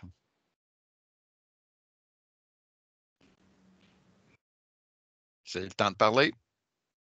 Moi, j'ai vu apparaître dans mon environnement les approbations Power Automate. Je ne sais pas si ça avait été discuté avant, là, mais c'est le fun. Il y a une nouvelle app d'approbation qui est essentiellement la même chose qu'on voyait sur la page web de Power Automate. C'est juste que cette page-là, ce n'est pas beaucoup d'utilisateurs qui y vont. C'est un peu rébarbatif. Tu sais, si tu arrives de Teams ou de SharePoint, tu arrives dans Power Automate, c'est quoi ça? Mais là, il y a vraiment une app dans Teams que les utilisateurs vont tout le temps. Et donc, ils peuvent approuver directement de là. Donc, ça, c'est quelque chose que c'est pas encore beau, c'est pas encore au point, mais disons qu'au moins, c'est hors du site web de Power Automate qui est un peu bizarre. Oui, ben on avait parlé, je pense, le mois dernier. Fait qu'on voit ici, là, approbation est là. Fait qu'on a juste à aller dans les 3 petits points, aller chercher pour approbation, ajouter dans notre menu. Puis si on veut que ça soit figé, on peut faire bouton droit pour l'épingler, puis on va pouvoir l'épingler directement. Fait que si on a fait des demandes d'approbation, ça va apparaître directement. Oui, c'est vraiment cool. Fait que ça, en fait, le but éventuel de Teams, c'est de vraiment nous sauver d'être obligés de se déplacer de Teams vers Power Automate, de Teams vers Power BI, de Teams vers Forms, de Teams vers tous les autres outils. Et en ayant ça, ben, c'est vraiment cool. J'avais une plainte par rapport à ça, c'est que les gens recevaient la notification de Teams et un email quand il y avait une demande d'approbation, puis il ne semblait pas avoir de moyen de contrôler ça. Là. Je ne sais pas si quelqu'un a vu ça, puis s'il y a quelqu'un qui a une solution par rapport à ça. Je ne sais pas, on va voir. Benoît, il a la main levée. Peut-être qu'il y a quelque chose à ajouter. La solution. Non, pas pour ça. Pour ça, d'autres features que j'ai vu apparaître, l'application List sur les téléphones qui est disponible. Puis une autre chose qui est super intéressante, c'est ce qu'on peut faire comme mise en forme de formulaire de SharePoint avec un petit peu de JSON. C'est assez intéressant. Il y a 2-3 présentations que j'ai vues dans les 2 dernières semaines là, de ce qu'on peut faire autant pour jouer avec la disposition, mettre des champs conditionnels. C'est assez intéressant avec très peu de code. Juste la configuration, c'est bien ce qu'on peut faire. Cool, merci. Laurent? Moi, j'ai vu 2-3 autres trucs encore sur SharePoint notamment, et pas que. C'est le web part aussi, Office 365 vidéo, qui maintenant est marqué comme Retorial. Donc en fait, il va bientôt disparaître. On n'avait pas aussi le mois dernier sur les audiences des Quick Links qui sont enfin disponibles. Donc on peut les mettre en place, c'est plutôt cool. Et un truc que moi je trouve vraiment cool, ce qu'ils vont dégager là dans OneDrive et SharePoint, on avait le choix entre partager un lien et envoyer un lien. Et en fait, ils vont enlever le bouton qui permet de faire Send Link. Donc on n'aura plus que le sharing à la place. Hein. Donc moi je trouve ça bien parce que les gens ne savaient jamais en fait quelle était la différence entre envoyer un lien ou partager, d'autant plus que quand on faisait Send Link, la propriété par défaut qui brisait l'héritage, fait que à chaque fois qu'on cliquait dessus, ça pouvait briser l'héritage. Alors c'était pas forcément ce qu'on voulait faire, c'était juste partager un lien à une personne qui a déjà quelque chose qui dépendait la policy du site. Donc ça, c'est ce qu'ils vont enlever, c'est plutôt pas mal. C'est à peu près tout. OK, merci beaucoup. Mario, tu as la main levée? La main de Mario est baissée. Ton micro, ce qui est là? C'était un micro. Puis aussi mon... oui, moi j'ai participé à un événement qui s'appelait Power of the Cloud. Vendredi passé, c'était très intéressant. Il y avait 3 tracks. Un sur Microsoft Teams, un autre sur la Power Platform et l'intelligence artificielle, ce qu'on peut faire avec ça, puis un autre sur le contenu, la gestion du contenu. Puis ça a été très intéressant. Moi, j'ai appris beaucoup. Là, je sais comment utiliser Power Apps puis Power Automate comme il faut. Là. OK, cool. C'est quelque chose peut-être que je vais essayer de mettre pour l'année prochaine. Là. C'est très intéressant, cette journée-là. C'est vraiment très instructif. Cool. Merci. Je vais essayer de voir si je peux trouver s'il y a les vidéos qui sont disponibles. Et si les vidéos sont disponibles, ben, je pourrais l'ajouter dans le meet-up avec le lien vers la présentation PowerPoint et la vidéo qui va être postée sur YouTube éventuellement. Parlant de ça, je vais arrêter l'enregistrement.